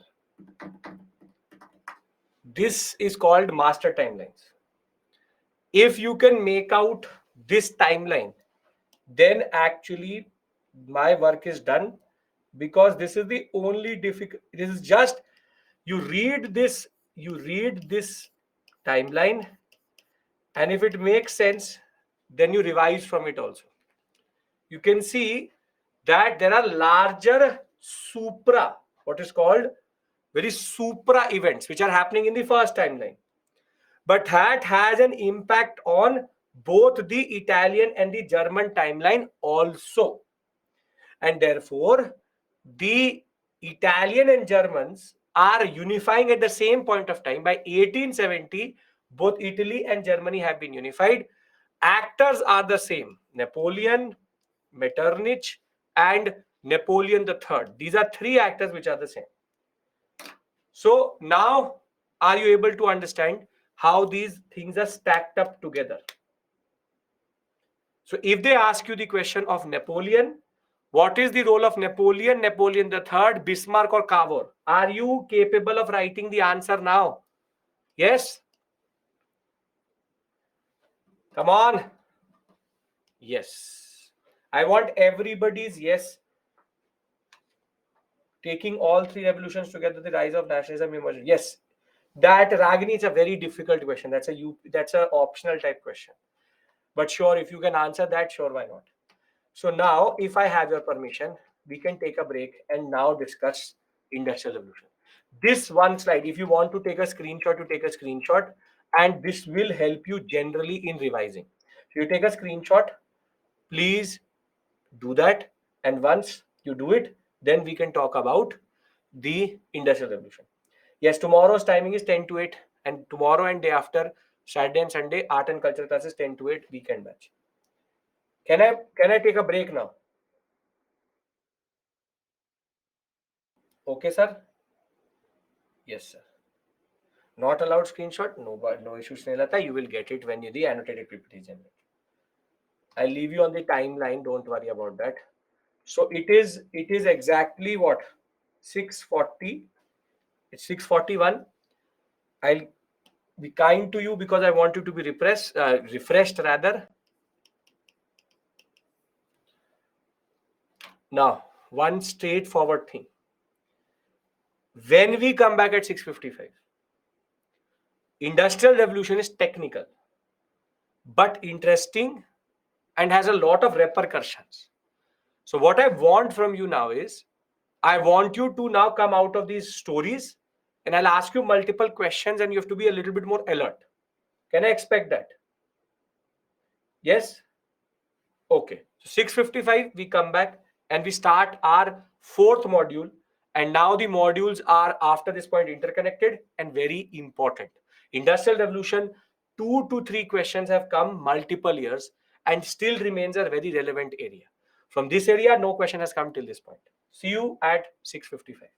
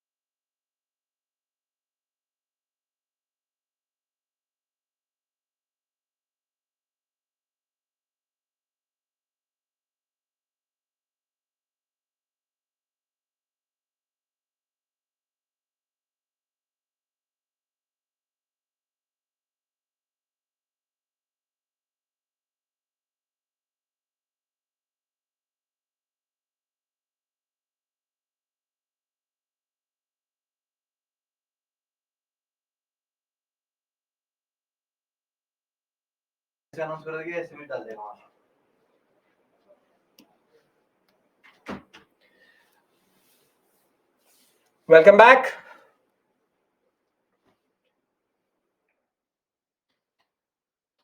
Okay.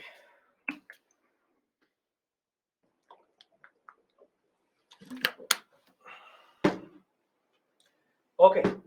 An announcement for you that tomorrow, 6 to 8:30, you have an extra class of IR. What happened before me? Chetan sir's class. He has an extra class tomorrow, Saturday, 6 to 8:30. Yes, sir, you know it. The SME will push the details also. But just to remind you, tomorrow extra class of international relations, 6 to 8:30. Perfect. Great. If you know it, nothing better. Okay. It's not my extra class, but international relations, Chetan sir's extra class. SM is already pushed. Very good. Yes. 23rd September, 6 to 8:30. Lecture 16, international relations. At 6:09, the SME has posted. Okay. Now, I've given you 13 minutes, 12 minutes break because I want you to be fresh now, because our issue is going to change in that regard. And Nitesh, okay, now let's talk about the Industrial Revolution. Now, there are four things which come in this area. First is, what is Industrial Revolution? Second is, why? There are three questions. I'll write them down for you. What is Industrial Revolution? Why did it happen in Britain first, or as we call it, Europe? And why not in Asia? This is the first set of questions. The second set of questions would be, how did the Industrial Revolution happen in Britain? And that is the same as, why did it happen in Britain? And what is the social impact of Industrial Revolution? How are French and German experience unique? 5 to 6 standard questions can be made, as you will see. No issue, Rashida. You can watch it later. That's not an issue. If your health is not good, you can watch the recorded session. Now I want you to pay attention now, please. Let's discuss what is Industrial Revolution. I'm discussing it as a generic concept with you. What is an Industrial Revolution? Now, if you will go by standard sources, if you will go by the concept of, for example, multiple books, or if you will go by standard material, they tend to basically confuse industrialization with Industrial Revolution. See,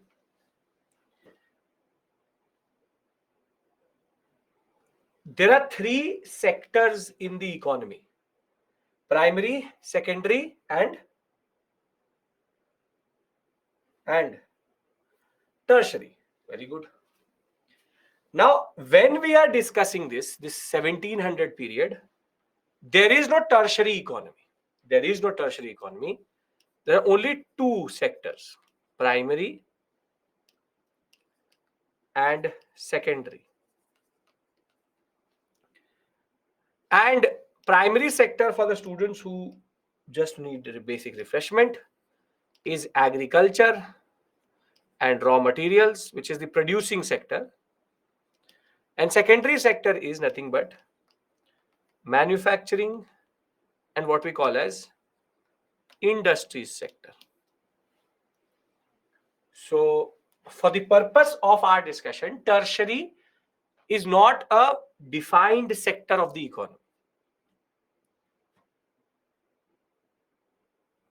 Pushpendra, no. I'll discuss that when I will discuss Eastern question. The significance of Italy and Germany, I will discuss separate issue altogether. I very categorically moved away from that concept because I need to pick it up on Monday. Now, people tend to argue that if this process is happening, the economy has gone through industrial revolution, which is when the secondary sector outperforms the primary sector, or the GDP contribution of primary sector is less than secondary sector, we believe that industrialization has happened. And I'm very categorically saying industrial revolution has not happened. See, to give you a very simple example, 2010, primary, secondary, the GDP contribution of primary sector was, for example, 100 rupees, and this was 50 rupees. Now the GDP contribution of primary sector is 200 rupees, but the contribution of secondary sector is 500 rupees. This is what is called as industrialization. So with this definition, can we say India is an industrialized country? Yes. That our secondary sector outperforms the primary. The primary sector contribution is less than the secondary sector, or secondary sector is contributing more to the economy. And you can see there is growth, but the growth in the secondary sector outperforms that of the primary sector. Anybody has any issue in understanding this? The first process. But employment is more in primary sector. Sure, why not? Perfect. That is not an issue for me. I'm going to the second part. You will understand the employment angle. Anybody does not understand primary, secondary outperforming anything here. One more time. Sure, why not? When secondary outperforms primary, or the contribution of the secondary is more than the primary, we believe that it is nothing but industrialization has happened. Amina, you take rest. You can watch the video later. Okay. Now, please tell me if this is clear, because I expect this much from you. You've already done economics. So I know that you've done economics. So this should be clear to you. Okay. Very good. Santosh, I am not talking about India. Leave India for 1 minute and let's talk theoretically. India, as it is, a country which never went through industrial revolution, and that is because of the second process. Now, this is an artificial indicator. This is an artificial indicator, because if I go with the first process, most of the world is industrial. But we believe that the industrial revolution is happening when the second process is happening with the first one. And this is called structural transformation or structural transformation, which is when the population involved in the secondary sector is more than primary sector,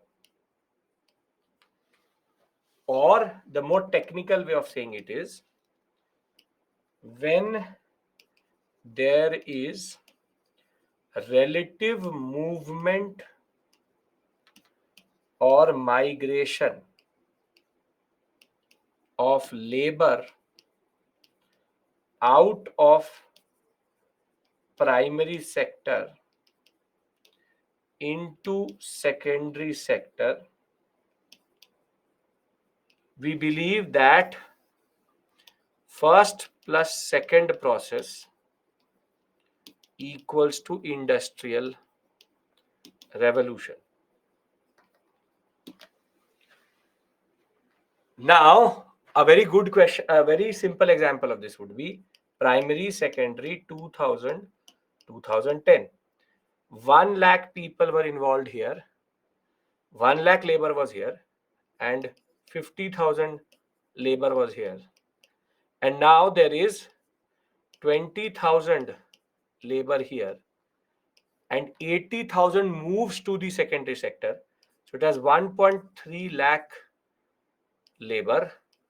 So this 80,000 is called mass exodus. This is called mass exodus. Very simply, the migration, this is labor migration which is happening. And this labor migration is leading to a structural transformation in the labor and the economy itself. Now, very simply, first and second are a chain process. No, that is not given. First can happen without the second, which happened in India. Second, if it is happening, then first will automatically happen. Understand this point. First is a artificial indicator. India is an industrialized country. Our secondary sector outperforms the primary sector. But India never went through this process, which is structural transformation, which is that the primary sector never pushed out a lot of labor into the secondary sector itself. And we, rather becoming an industrial country, became a service-based economy because the population movement was out of first to third. So second encompasses the first itself. First can happen independently, but second cannot happen independently. If second is happening, first will automatically happen. So very simply, when do I say that the industrial revolution is happening?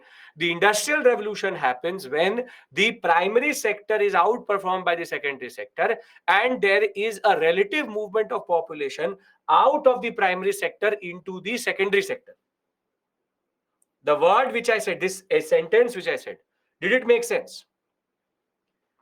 That the industrial revolution is when the primary is outperformed by secondary, and relative movement of migration out of primary into secondary. Now, just to give you a contemporary perspective, why India never went through this process, that is of no purpose to us, but why not? See, in India, the problem is two things.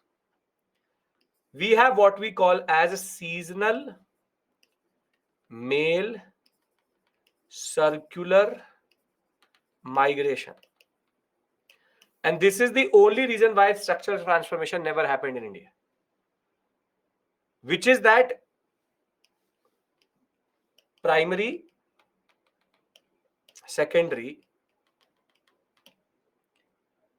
only the male member of the family seasonally migrates out of primary sector, goes to Delhi, goes to the metropolitan cities, works, gains some income, and when the season is over, returns back to primary sector.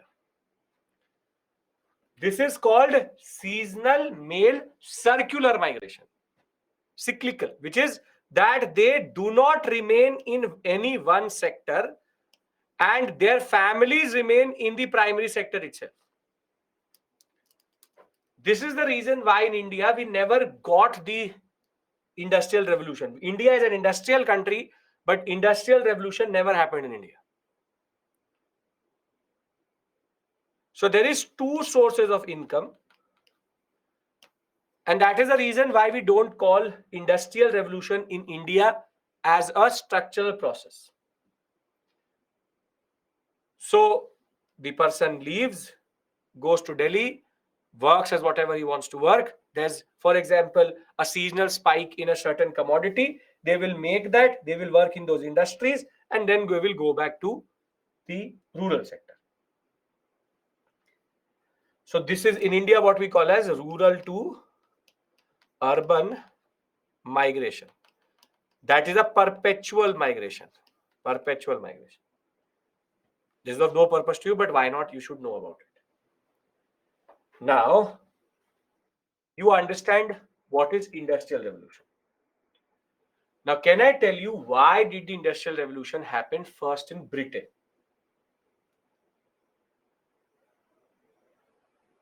Yes? Okay. Reading this part out to you so that we are up to date. The industrialization of Europe occurred between 1780 to 1914, starting in Britain. And it occurred because of structural changes in the economies of European countries, reduction of the contribution of agrarian sector, increase in industrial commercial sector, discovery of new sources of power, which I will discuss with you, shifting from manufacturing to large-scale factories, labor migration, and new types of investment technology allowed it to happen. Now, we will discuss three phases of industrial revolution. Britain is the biggest phase, first country to become industrial. That is why it was the most dominant power till 1945. Then second is France, Germany, USA. But USA is something which is basically out of your syllabus. I'll tell you why. Because the way they got industrialized is linked to something which is out of your syllabus. And Japan is the last to industrialize, the only industrial country in the Asian sector. But the last to industrialize also. Now the fundamental question is, what was it about Britain that made it an industrial country? Why Britain? Everybody is comfortable, everybody is with me. No issues? Come on.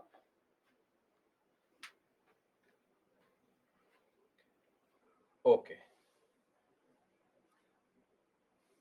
It's not colonization actually. Industrial revolution, colonization was a supplementary thing. The impulse of industrial revolution actually came from within. You will see. Santosh, I have not taught you anything, so I am not explaining anything. I am going to now explain. Two processes together, labor movement and outperformance, is what is industrial revolution. So very simply, we are now discussing why did Britain industrialize first. So first, let's go to 1700 Britain. I go to a village. I go to a village A. In the village, there are 2 to 3 landlords. There are multiple smaller cultivators. And there's what we call as a lake here. And this is private property. And this is public property. You also have public property, maidans, lakes, part of your village, part of your city. There would be areas which is common property, common land as it is called, common land.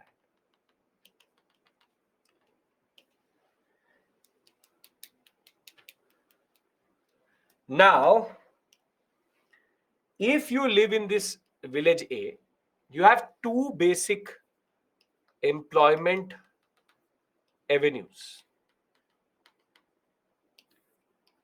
Either be a farmer, which is own your own property, or be an agricultural labor, which is work on others' property.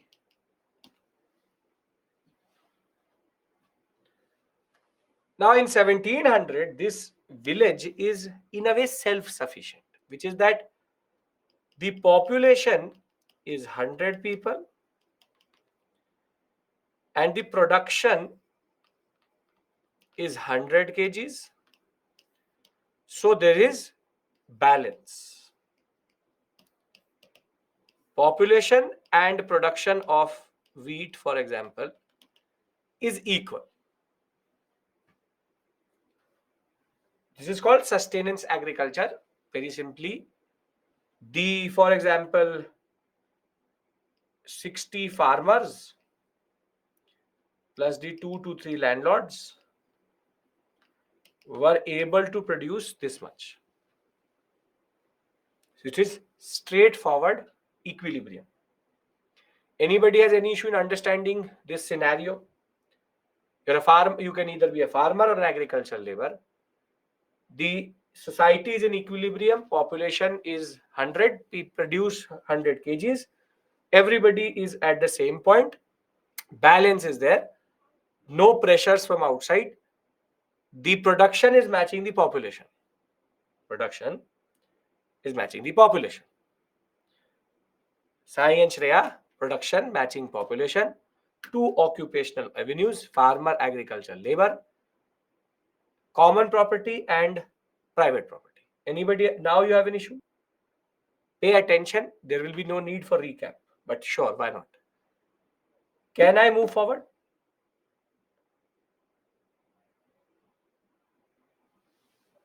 Okay. Now let's fast forward 50 years. Let's fast forward 50 years. And we come to the same village. We come to the same village. A.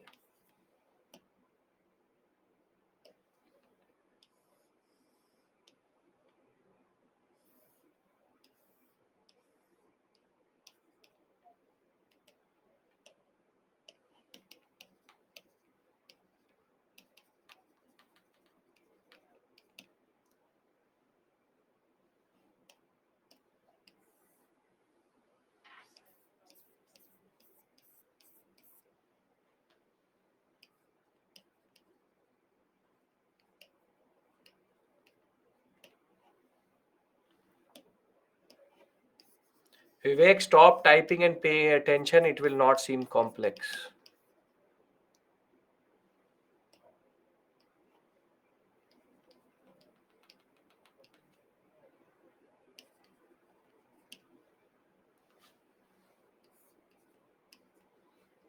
Okay. Same scenario. I've just given the landlords XYZW names.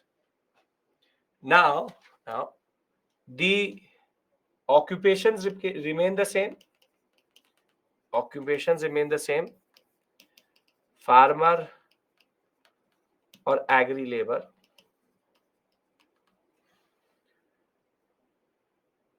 Now, in 1750, what has happened is population has increased from 100 to 200.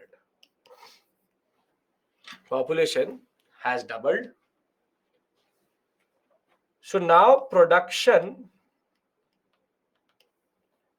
needs to match the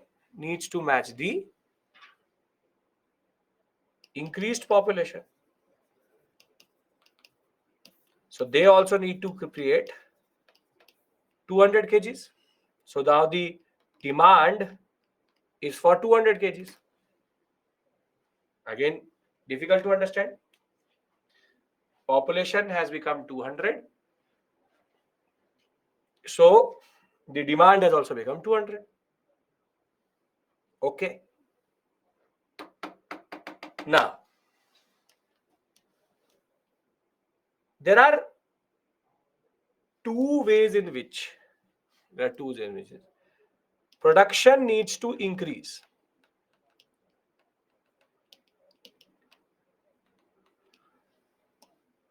Now, there are two ways in which you can respond. There are two ways in which you can respond. More demand for grains, production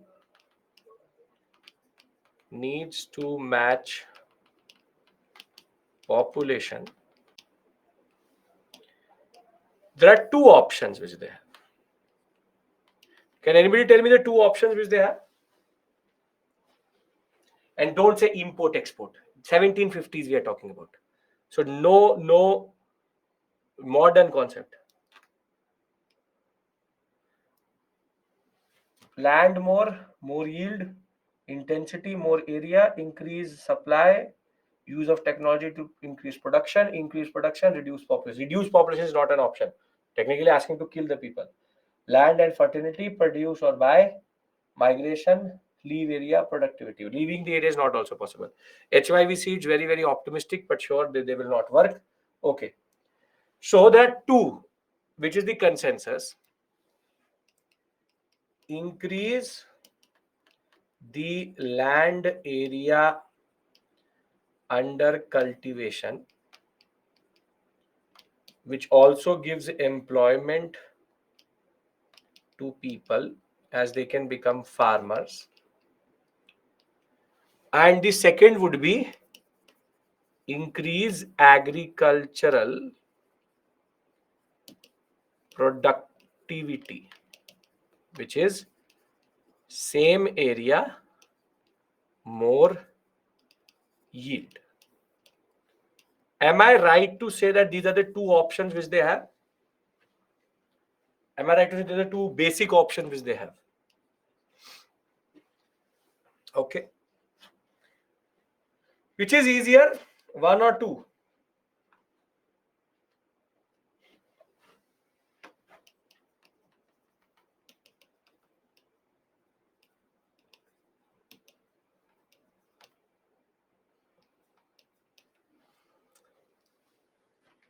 The easiest is one.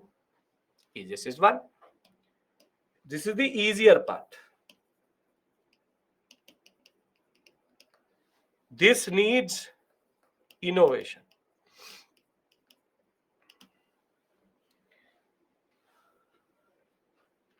Land is limited, sure, but there is common property. There is a little bit of common land here. So they can increase the land. The easier path is one. Any day, easier path is always to get more land in. Technological innovation needs a lot of commitment. Now, Britain chose this path.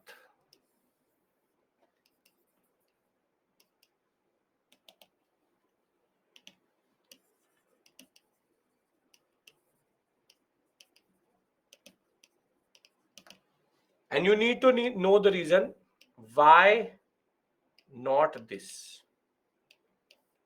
Why not this? Now, I'll answer why this and what are the implications and why not this. So, adding more land and having more farmers, which is called agrarian expansion, was not an option in Britain because of a phenomenon which is called the enclosure movement. Under the enclosure movement, the big landlords in conspiracy with British MPs legally through the Enclosure Acts consolidated and enclosed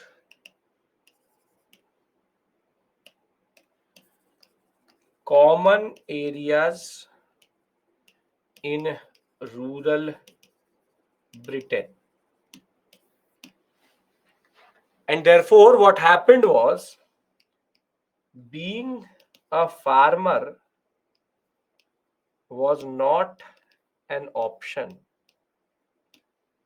And very simply, agrarian expansion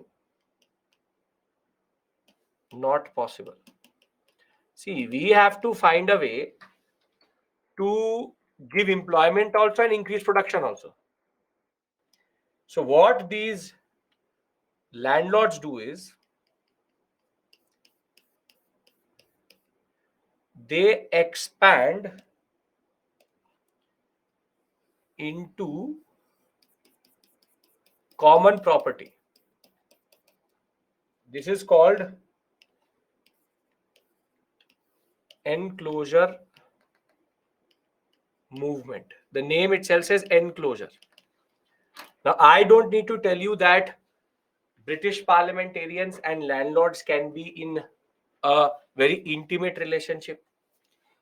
That it's not a surprise to us in India that MPs and MLAs are very close to zamindars. This should not come as a surprise to you. Does it come as a surprise that in India or in anywhere else, MPs can have a very good relationship with zamindars or landlords? Not a surprise. Same thing existed in Britain, which is that try to understand, the British Parliament passed a act which is called the Enclosure Act, which said that because we need to produce more for the market, capitalist production, the landlords need to enclose common land.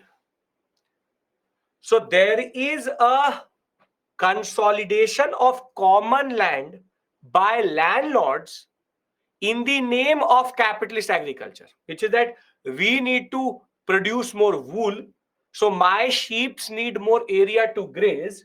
So let's do one thing, let me add all this area around the lake where my sheep can graze. Very simply, in India, it should not come as a shock that people illegally enclose land. You will find their boundary wall today at point A, and tomorrow, next year, you will find their boundary wall at point B. Ghirao, the concept of taking someone else's property, is something not new in India. But in India, kabja is illegal, but this is being done legally. This is being done legally. You don't have to go into the mechanics of it. I am not a Britisher. I should not feel bad for the people whose land went through. As it is, I never feel bad for the British. So the simple point of the matter is, I don't care if it is just, unjust, good, bad, this, that. I just know that big landlords captured land of the people, which was common land. Public property was converted into private property, but we should not be shocked. We should not be shocked. It happens illegally in India also. This was being done in connivance with the British parliamentarians. So, if I say enclosure movement, which is a very unique movement which only happened in Britain, and if I say that landlords came together with British MPs to enclose public property, does it make sense to you?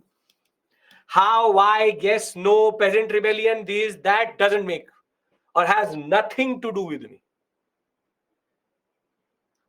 Yes? The simple point is the implication. The implication is farmer you cannot become, and agrarian expansion is not the way. So enclosure movement blocked this path. So they have no other way but to go to the other side, which is innovation in agriculture. If you understand why you cannot become a farmer in 1750 Britain and why agrarian expansion was not the option, I would like to tell you the implications of the second, because both of them come together. What is not clear about the enclosure movement? If you are asking me enclosure movement not clear, then be specific. What is the point which is not making sense to you? Was industrial revolution a forced process? No, it wasn't. It's all part of the way it is there. It is expansion into public land, not of public land. Pay attention. I can't be so incoherent that into and off are the same thing. Common land means public land. You have maidans. Imagine I'm a landlord and I take your maida. Is it beneficial to have enclosure movement? Firstly, I don't care, but no. But it was the reason why Britain went on a certain path. Enclosure means big landlords capturing public land.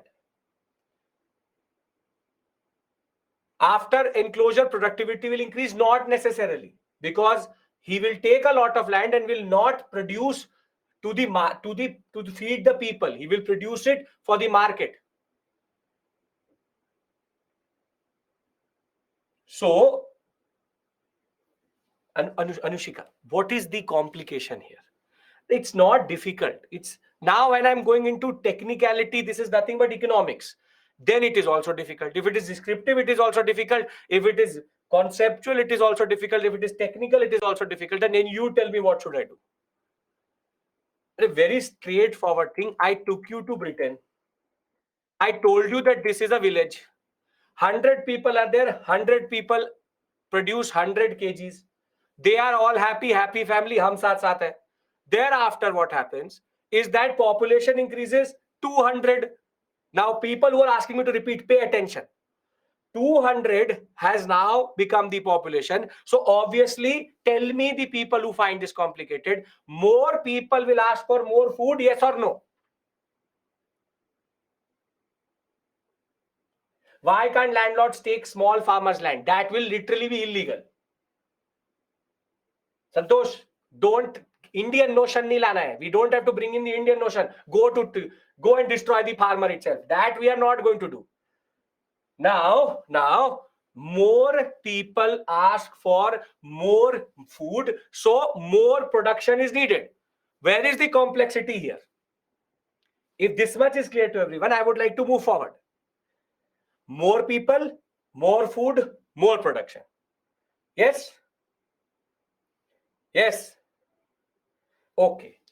Now, either I increase the land which is under agriculture, or I increase the yield, which is same amount of land but more yield. That can only happen if there is technological changes. It will not happen overday or overnight. So Britain chose for the harder path, which is technological input, which will put it into a certain trajectory, which I'm coming to. But the point is, why did not they just allow the new population to go and cultivate the common land which was there? If every farmer would produce for the people, then 100 people could have produced, or 200 people could have produced for 200 kgs. More people, more production, agrarian expansion. But why did it not happen? Because few people captured all the land. Landlords captured land and did not allow for agrarian expansion. People do not have farming as an occupation. And that is what is called enclosure movement. What is the complexity in this story? What is the complexity? If I say it in a slow sense, you make sense. If I say it in a fast sense, it doesn't. So very simply, they cannot become farmers because agrarian expansion is not possible. Enclosure movement, which happened only in Britain, put British on a certain path. Can I discuss that path with you?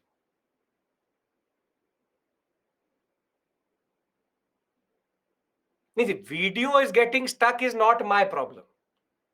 Now, the next point is, because I have a preview there.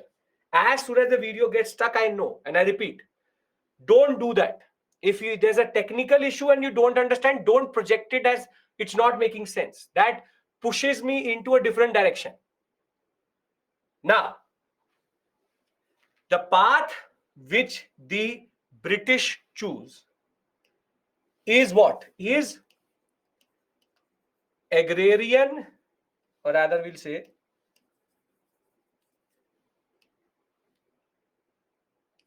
have to increase the yield from the same amount of land. And for that, what they actually did, they had multiple innovations. One is called the seed drill, and the second one is called the Rotherham plow. Yes, necessity is the mother of all inventions. I'll show you seed drill and Rotherham plow before you tell me what is Rotherham, what is this, that. This is called a seed drill, and this is a Rotherham plow. Came from Rotherham, that is a Rotherham plow. Hull hai, hull. Now, what this does is, it can put 5 seeds. It can put 5 seeds with only 2 horses.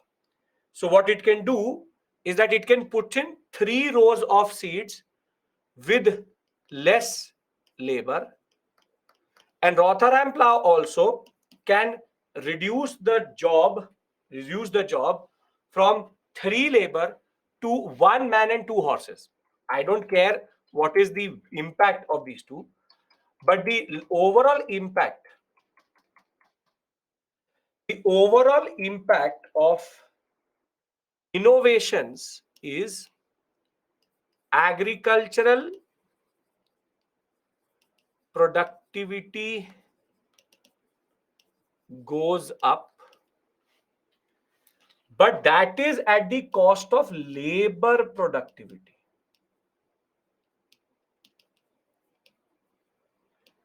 If labor productivity goes up, labor demand goes up or down? Labor productivity goes up, labor demand goes up or down? Very good. Labor demand goes down. Because for the people who will say it is very complicated, straightforward, previously 1700, 1 man could produce 1 kg. But in 1750, now 1 man can produce 5 kgs. Or in 1700, to produce 10 kgs, I needed 5 men. Now for 10 kgs, I only need 2 men because technology is better.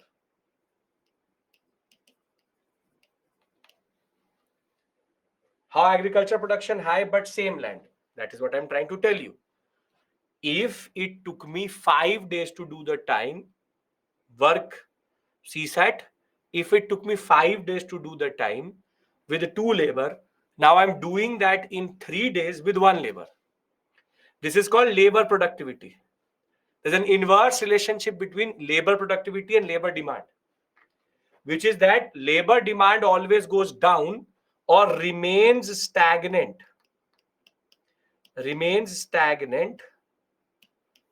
if labor productivity goes up. Now, please understand this point. This means that you can also not become an agricultural labor.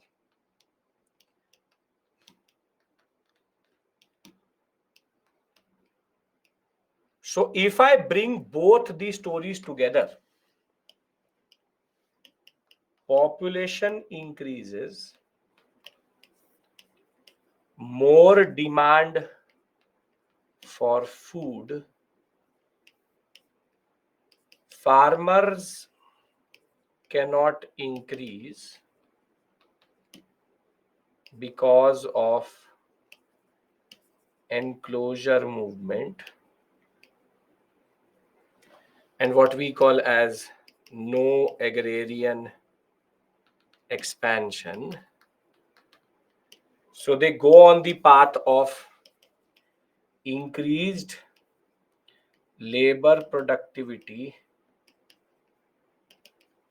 and agriculture productivity. So the net impact of these two will be surplus unemployed population which cannot work either as a farmer or agri labor. Now, are you understanding the importance of this? That if enclosure movement would not have happened, then maybe people would have found employment. Now there's a surplus unemployed population sitting idle in rural Britain. Now, if you allow me that the rural thing is clear, I want to go to urban Britain. Then I'll bring both of these together. Bring both of these together. This is making sense. Very good. Now, in urban Britain, same thing, population goes up, production of commodities needs to go up, small factories emerge. But the lottery which the British got was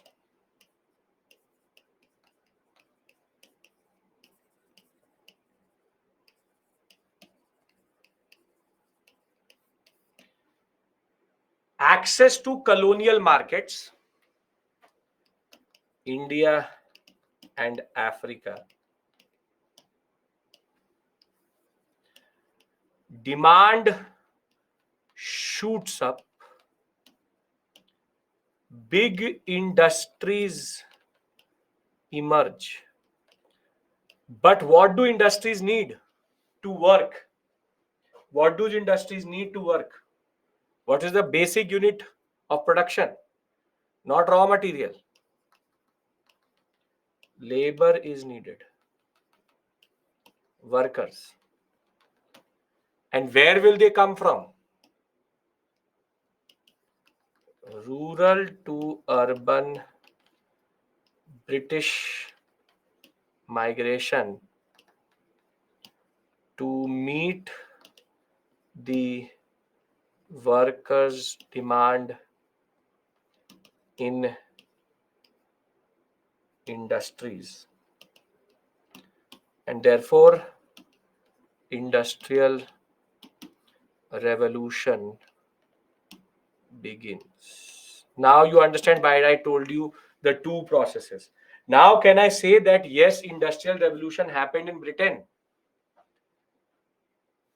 And how rural and urban are connected to each other? Enclosure movement is the catalyst. Very good. If enclosure movement would not have happened, maybe colonial markets would have come. Please understand this point. we tend to argue, and a lot of historians tend to argue, old historians, and a lot of teachers tend to argue, a lot of people tend to argue that we were the single-handed reason why the Industrial Revolution happened in Britain. But if I look at this story, if this part of the story happened and this part of the story did not happen, would the Industrial Revolution have happened? Therefore, understand this point. We were fed by the Industrial Revolution. We accelerated the Industrial Revolution. We did not produce the Industrial Revolution. The Industrial Revolution became self-sustained and the demand remained self-sustained because of India's demand. Because there's a very big misconception, which is that raw cotton from India was used to feed the British to feed the British industries. Totally incorrect. Basically, the British industries did not use short staple cotton, which comes from India. Rather, they used long staple cotton, which comes from America.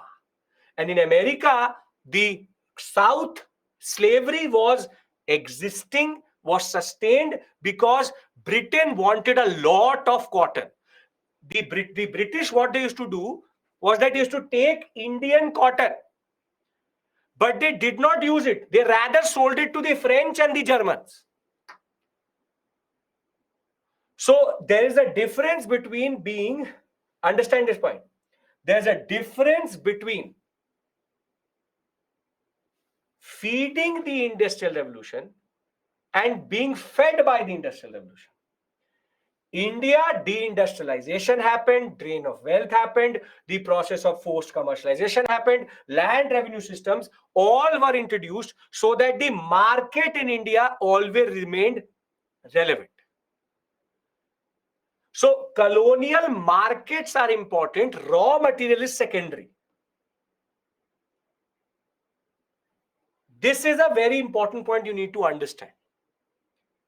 So if you understand this, I would like to bring it on one slide, which is these two urban and rural concepts together.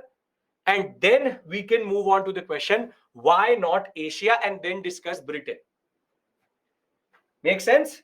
Are you finding this interesting? Because this you will not find in books. This is what I'm teaching you at a level which is above optional level. I could have easily said what is British, this, that. No, I'm teaching you at an above optional level because you need to understand it's not difficult to understand. So they destroyed our economy not to take the raw cotton, but to actually create the demand for Lancashire and Manchester cotton. So see, the impulse is the same. The impulse is the same. Population increases in Britain.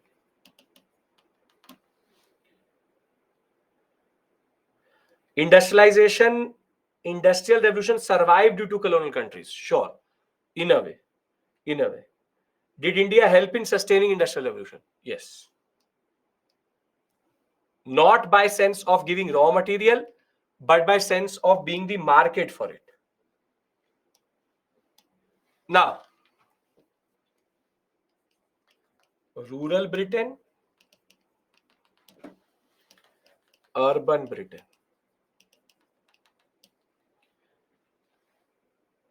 The concept is more demand for grains. So India is fed by the Industrial Revolution. Yes. More demand for grains, or India was forced feed in that regard. We were very categorically deindustrialized so that our weavers could not produce for the demand which was already there, and so that they could meet the demand through their industrial revolution. More demand for grains, agrarian expansion not possible because of enclosure movement. Thereafter, agricultural productivity was increased through technology.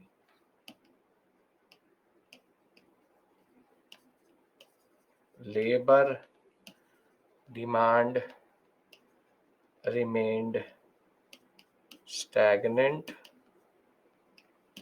or decreased, and this produced surplus unemployed population in rural sector. On the other hand, here more demand for goods, unemployed, more demand for goods,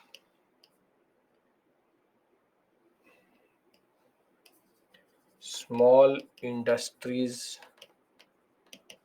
emerge, and thereafter colonial markets,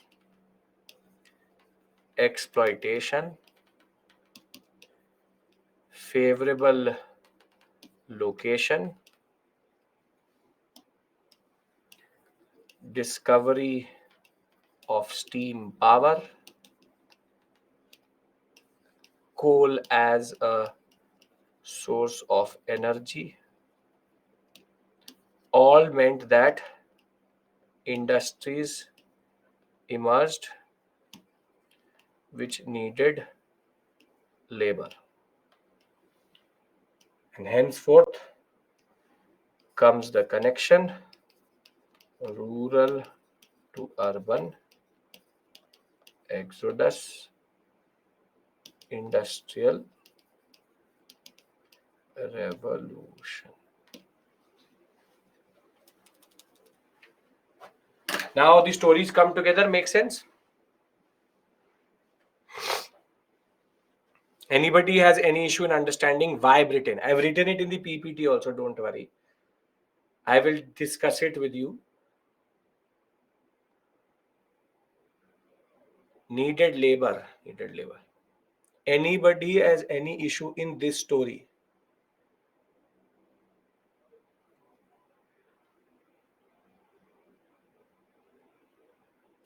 Okay.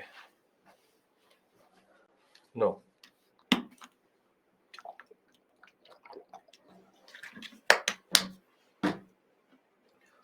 How industries emerge? Out of necessity. There will be multiple innovations here also. I will discuss that with you. But it's all based on this demand. Demand was something which leads to that. Did it solve the problem for Britain? Yes, very well. First industrial country to emerge. The only industrial country to be at this point of time. Now the question is, why not Asia?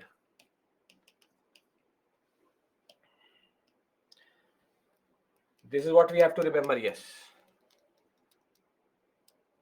The answer is very simple, straightforward. Land was always an abundant, rather we'll say always an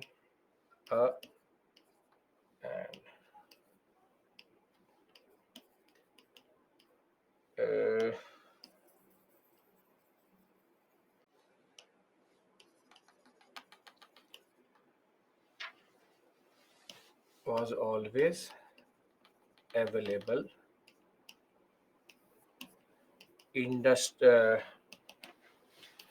agrarian expansion was easy. So they destroyed colonial industries, created colonial market, due to which industries emerged. Yes. See, in India, be it India, China, such big countries never had issue of land. So when there is land, there is always an available resource through which population increase will never create a crisis. And much more systemic to India, there is sustenance, or rather we'll say rudimentary agriculture, as land is available resource. You don't need to innovate. But the biggest issue with India was disguised unemployment.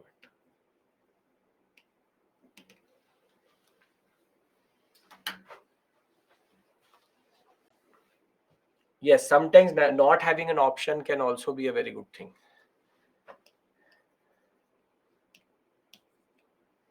Okay, British motive is become world power in agriculture. No, British motive is not to become world power in agriculture, but in trade. What is disguised unemployment?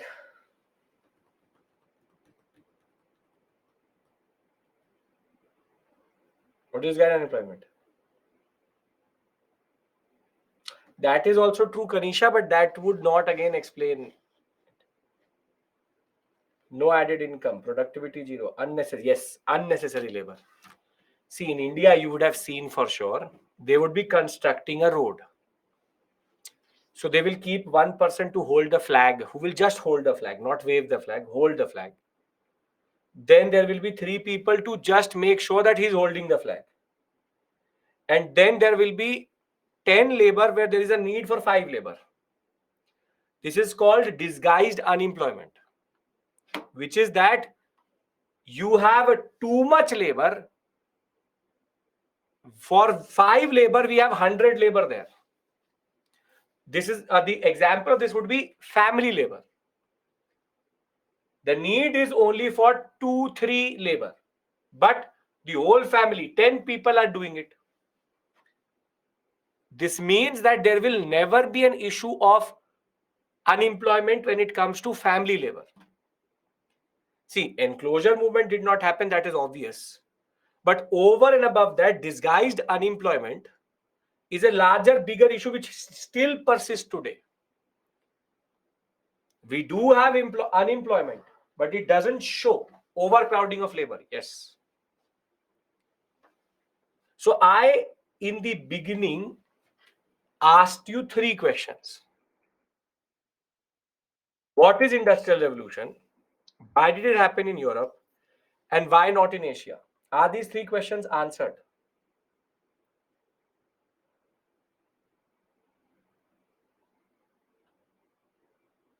Yes, Snehata, yes.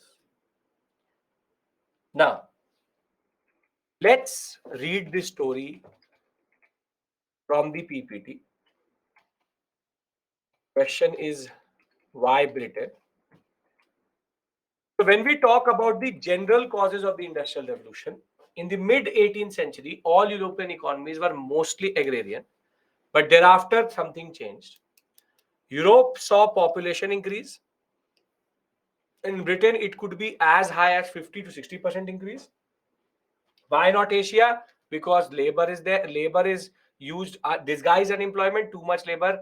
Labor is used irrespective of labor productivity, or there is too low labor productivity. And second, land is abundant. So agrarian expansion can happen anytime. So you have the issue of population increase. New agriculture methods were used, and that in turn meant that population could be, the same population was producing more with the same amount of labor in that regard. There's also remarkable technological changes. and improvements which happen in transportation, specifically the use of coal and steam. Europe's dominance in world trade led to acquisition of cheap raw material, but more important than that, markets. And there was also the most important raw material, coal, available in multiple places in Europe. For example, in Britain, in Belgium, in North of France, and in Germany, which is Ruhr Valley. So very simply, they needed coal, which they had. They needed steam, which they had. They needed transportation, which they also had. And now they have markets and they have labor. And this is the recipe for an industrial revolution.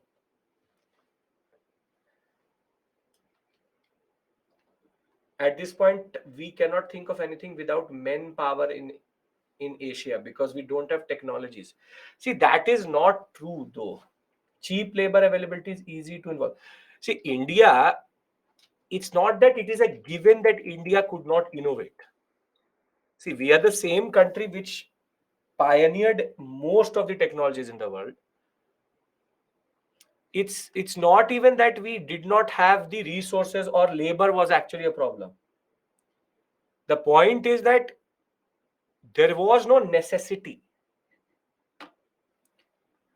There was no necessity. The prosperity, the period we are talking about is basically Mughal India. The prosperity of Mughal India is so high.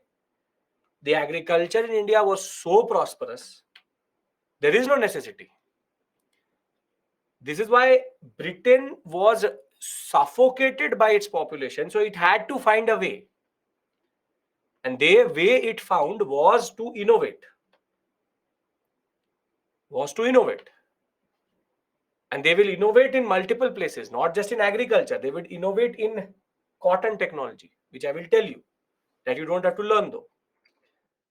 So the question why Britain, the answer is agricultural revolution. Increased production, better labor productivity, raw material. This is the first. Second is enclosure movement. Enclosure of public land, population expansion, but agriculture cannot absorb. There are innovations which make agriculture better. But there are other factors also which made sure that in Britain could become an industrial power. Tell me one thing, why would it be that between 1700 to 1800, France did not do the same? Tell me, why did France not do the same?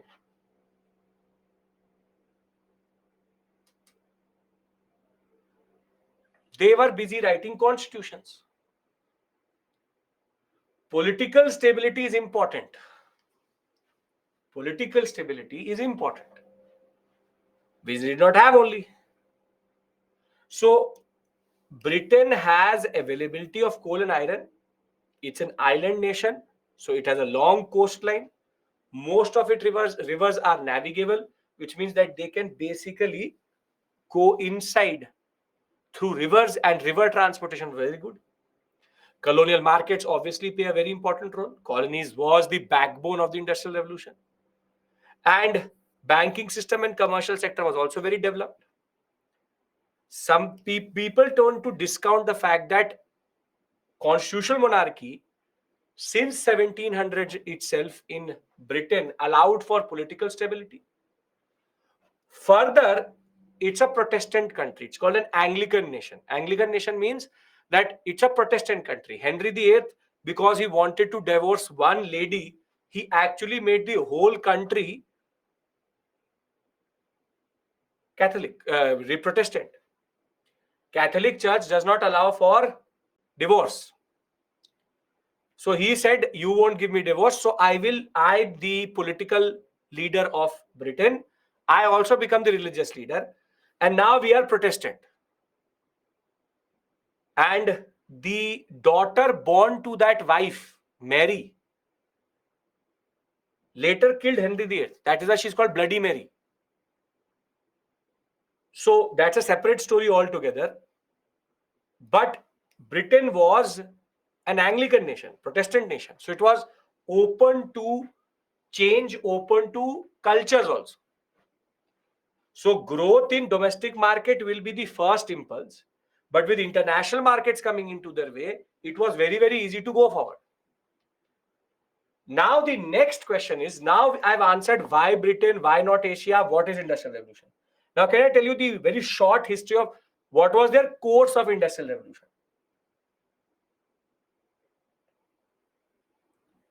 Yes? Okay. Now the British had what is called the Cotton Revolution in phase 1. It's also called the Textile Revolution. In this phase, there are multiple innovations. There are multiple innovations that will increase production capacity and very simply the capital which is generated here will lead to phase 2 in which a very important innovation will happen. Very important innovation will happen, and that is called the blast furnace.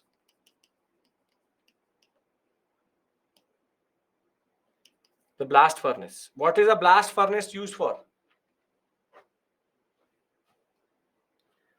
Blast furnace used for what? Very good. Iron. Smelting iron. Iron and steel industries. This is 1750 to 1820s. This is 1820s onwards. They will move to iron and steel industries, and that will in turn allow for coal, metallurgy, and the heavy industries to develop, which is railways, etc. So in Britain, it was a two-step process. In Britain, it was a two-step process, which is cotton and then iron and steel. And for cotton to become what it was, and please do not learn this, there were multiple innovation and inventions which happened. First is called the flying shuttle, which is still today used in most parts of the world. Flying shuttle can reduce the number of labor which is used in a handloom from 3 to 1. See, you would look at the cloth which you're wearing. Look at the cloth which you're wearing right now, any form of cloth which you're wearing. If you look at it very closely, you will realize that all cloth is very simply horizontal threads and vertical threads. Meaning when you take threads like this and this, you get cloth. Yes? Cloth is nothing but bringing this together. So handlooms basically have two actions. One is this action, which is bringing the horizontal one, and the other one is this action, which is bringing the vertical one, whatever be horizontal, vertical for you. Now, what happens is when you start to weave, the threads can get intertwined. For that too, you people used to make sure that they keep the threads away from each other. That 2% labor was reduced by this small device called the flying shuttle, which made sure that the threads would never get intertwined. So one person itself could do the work of 3 people. Then the second major innovation which came was called the spinning jenny. See, the most difficult thing to do from thread is to make spindles, which is what you've seen your mother or your sister use, which is that dhaga, that whole spindle of thread which you see. Making thread is a very difficult thing. So the spinning jenny, what it does is it uses a certain type of action which comes from the rotation of the spinning jenny and makes spindles. This is a spindle. Then came the two biggest innovation, the spinning mule and the power loom. Before that, this is called the water frame. Water frame, what it did, again, don't have to learn. What it did was that it made the thread a little bit damp. By doing that, the thread doesn't break very quickly. Thereafter, the spinning mule, mule means a donkey. Basically, this was steam power being used to do the action which humans would do through machines. And with the development of electricity came a device which we use till today, which is called power loom. I encourage you to watch videos about this, which is the spinning mule or the power loom or the spinning jenny. It will help you understand it better. But power loom you should see. Thereafter, by the end of this period, we also have the cotton gin. If you've ever seen a cotton, you would see that in cotton there's a small seed inside. So the way we remove seeds is that we have one small thread, which you then give reverberations, and then the seed will fall from the cotton. But the spinning the cotton gin had a better, more efficient way of removing the cotton and the seed. And then with the sewing machine, which is very important in India, weaving became a household activity which could be done across Britain, and therefore their cotton industries became a revolution in themselves. And why did they choose cotton? Because cotton was easy. Linen is very harsh. Wool is very harsh. Wool would have no demand in India. And the labor were ready to adopt it also. Which is that the Industrial Revolution started in this period. Cotton was the first to industrialize. Very big market in India. Very low rates in Britain could be produced, and the labor was also ready. And it is out of this profit that they went for the second stage, in which they will develop metallurgical and mining industries. So there will be the rise of the iron factories. Again, do not learn the data, which is that from just producing 25,000 tons of pig iron, which is iron just before it's properly smelted, they were producing 4 million tons by 1860. Because iron industry blast furnace needs a lot of coal mining and machine building became more and more common. And by the end of that century, Britain emerged as a major industrial power. Now, just to close the Britain story, whatever I've told you, I've written it down in these two slides. If you write this in the exact wording, it will come to 250, 300 words. But this is basically the process, what I told you here in this slide itself. If you allow me, I'll read this out to you, and we can then discuss Germany and France, which is an interesting story, and end today's class. Yes? Now, what happened in Britain? This is basically an answer which I've written for you literally. This is an answer, Main's answer given to you in written form. So what is the whole process in a way of writing it down? Enclosure Acts passed by the British called for consolidation of land into large farms, and capitalist farming developed anywhere else other than in Britain itself. Consolidation also led to agrarian production to feed the growing population, which created a jobless farmers were looking for labor. Britain also had a unique position because guilds, what is the word which we use in Indian history for guilds? What is the word?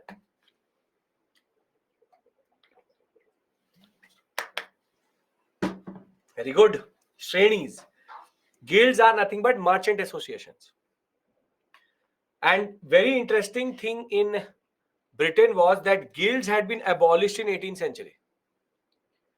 And because of that, now nobody could resist technological change.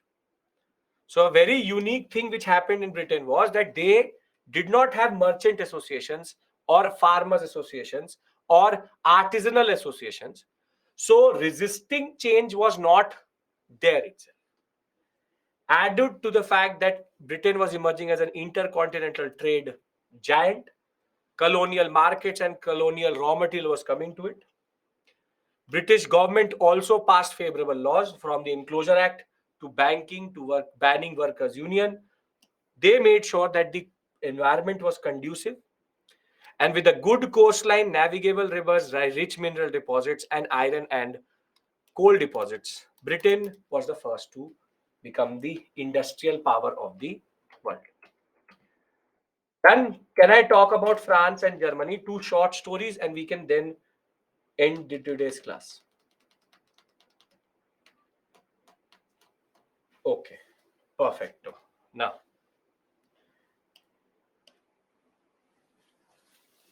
tell me something. Tell me something. There's you and your brother or sister. So you go through multiple videos, make a lot of notes. You first don't trust me, go a different path, then you trust me, then you listen to me. You have multiple sources of current affairs, multiple sources of GS. Sir is wrong, then sir is right. I should have done this, I should have done that. You create a repository of reliable sources and reliable current affairs sources. You clear UPSC, you will, but it took you 2 chances. For example, first chance, wrong guidance, overconfidence. Second chance, you were able to clear it. Now your brother and sister comes, uses the same notes, same current affairs. They don't have to do trial and error. They don't have to go to multiple sources. They will trust me from the get-go, and they clear UPSC in the first chance. What advantage does your brother and sister have?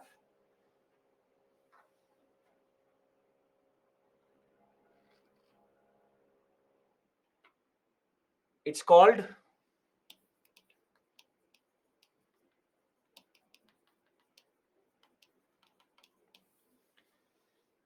late comer advantage. They don't have to go through the same mistakes. They don't have to go to the same problems. They don't have to do trial and error. They come, do the trial and error, or skip the trial and error part, and straight away go to what they need to do. Can I call this the late comer advantage? Yes. This is what France and Germany had. See, it is not a joke that why they didn't industrialize first. France, political instability, economy was bankrupted, rulers were not interested, agriculture was in distress. All the reasons of the French Revolution is the reason for the French to not go for industrial revolution. And for Germany, they didn't exist till 1870.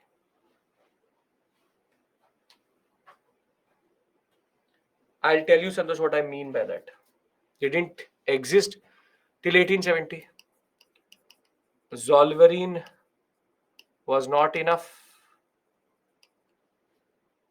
Further, they were not under single leadership. And whatever industrialization happened, industrialization only happened after Bismarck unified. So I think you know both the stories very well, and you can automatically argue that both did not have the right conditions to industrialize from the get-go, and neither had enclosure movement. Neither had enclosure movement. France is a step further useless because they had colonies, but still they did not have industrial revolution. Germany never had colonies also. So France and Germany have their own issues in that regard. But when it came to their industrial experience, both France and Germany used latecomer advantage, and very simply, they skipped cotton phase and straight went to heavy industries phase. So they did not have to go through the cotton phases. Both straight away went to iron and steel.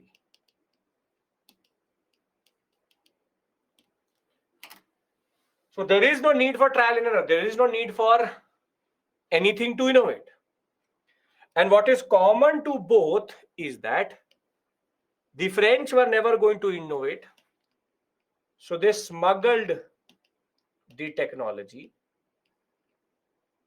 bribed the merchants, and brought British labor to set up industries.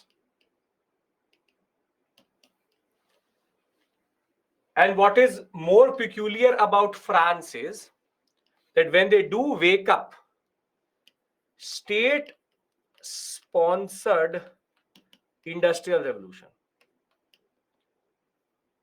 meaning that they were given subsidies,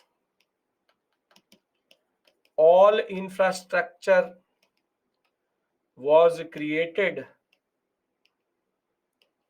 by the state. So in the French sector, very heavy public expenditure was there. Public intervention, or what we call as governmental intervention, was high. And that is why when in Britain was industrializing, France, their agrarian sector after the French Revolution was like this, that they were able to do agriculture, population increase was not too high as it is, people were dying too much, and they were able to do little bit of smelting also, little bit of something. And if they did want to go to urban sector, the French said, we will not work as labor, bartender, we will become domestic help. इतना tension का काम नहीं करते हम, that I will go and work as a high, no, all this heavy work I will not do. I will do small work, domestic help, bartender, small things, and I will come back. And when they did wake up, that they were able to see that the British are a mighty power, now the French entrepreneur said, help us, we don't have money. So the state literally pushed money into the French sector. They built all the canals, they built all the roads, they gave them smuggled technology.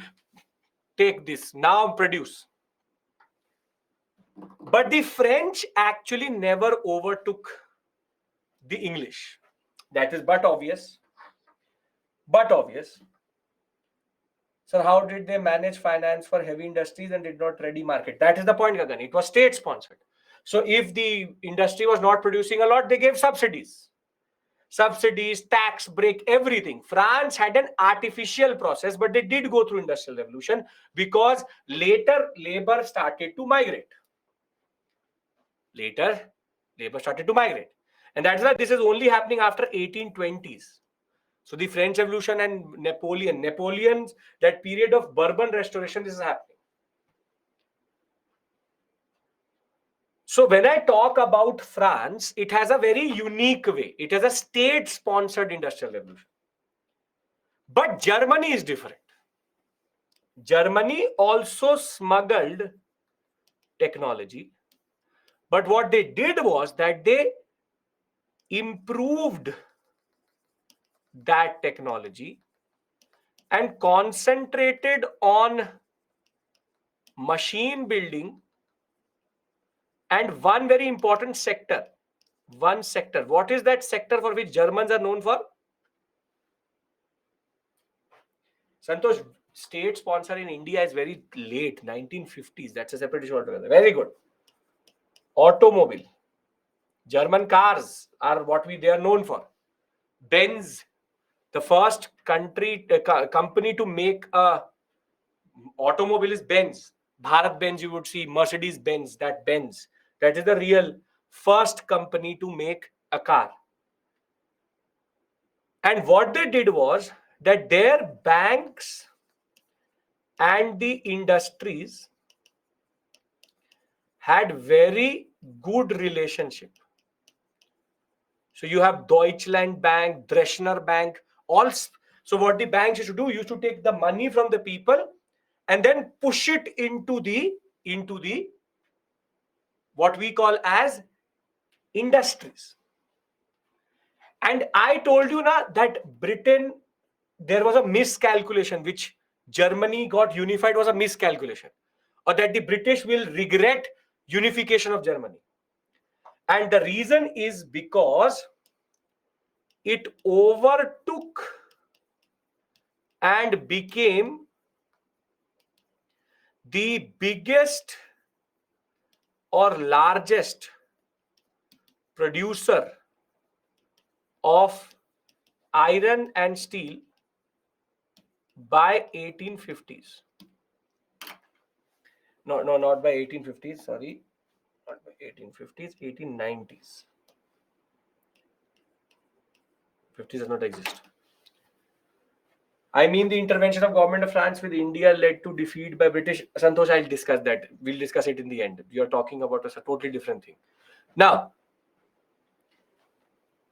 this is why the British hated the Germans. Same technology was taken and the Germans improved it so well that they were able to become the foremost industrial power by the turn of the century. And hold on to this point. Hold on to this point, because the First World War, this is the reason. British jealousy of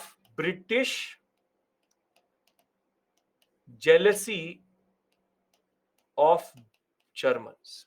Pay attention to everything which happens hereafter.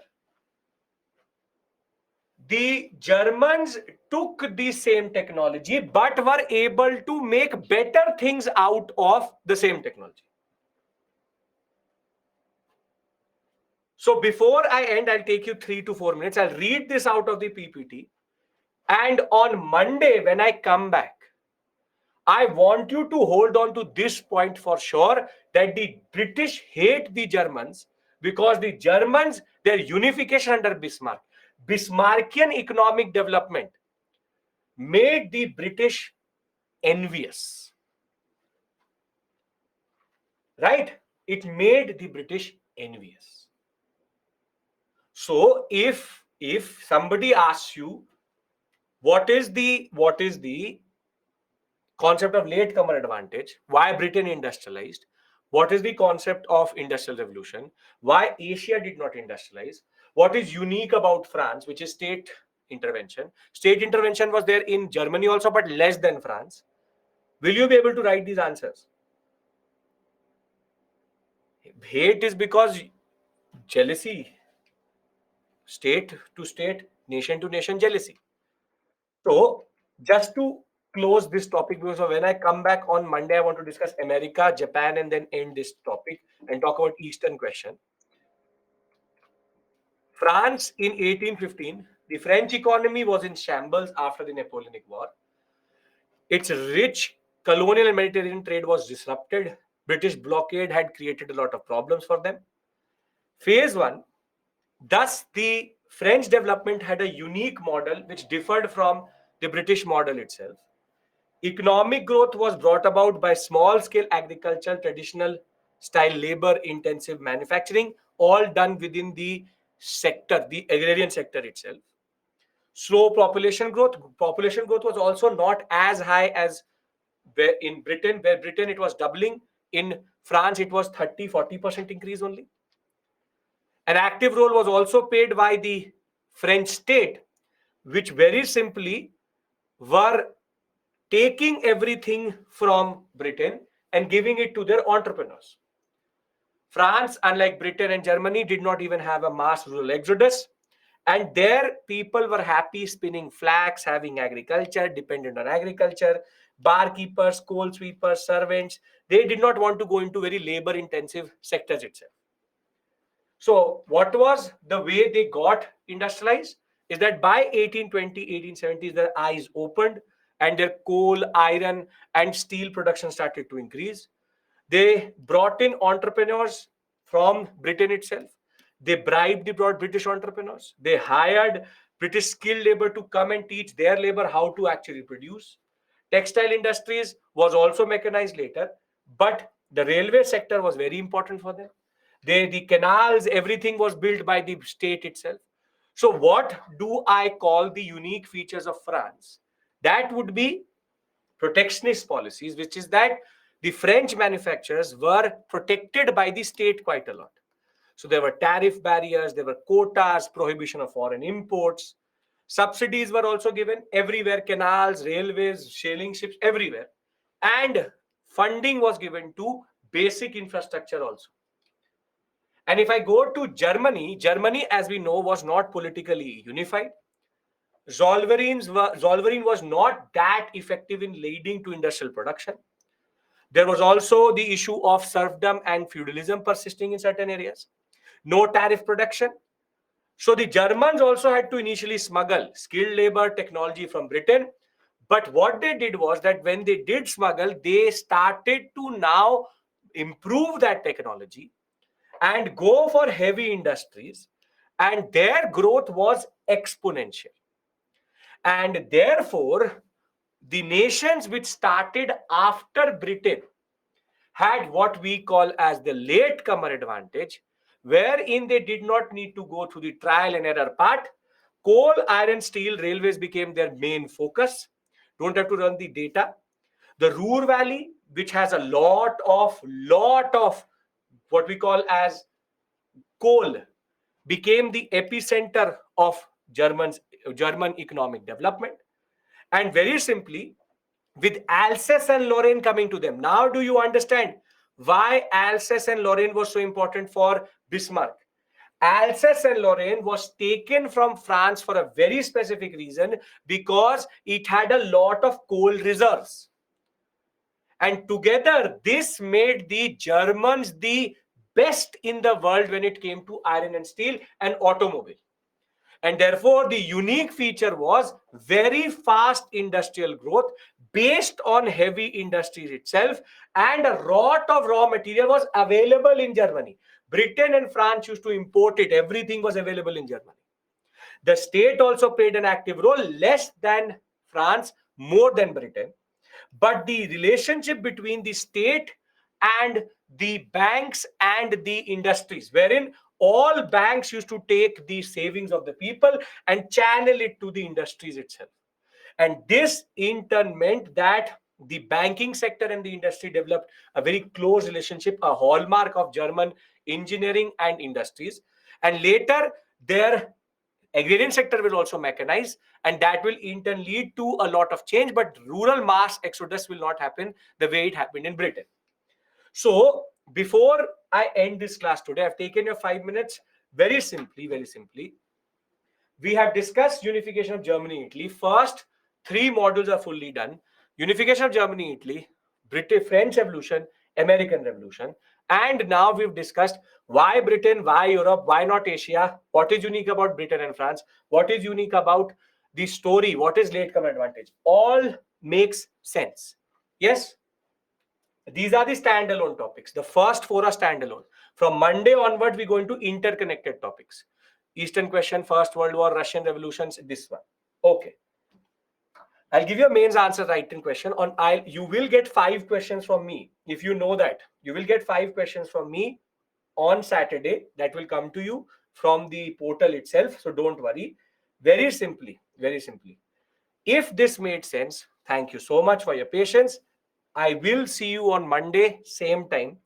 We will finish most of the discussion of world history by next Friday.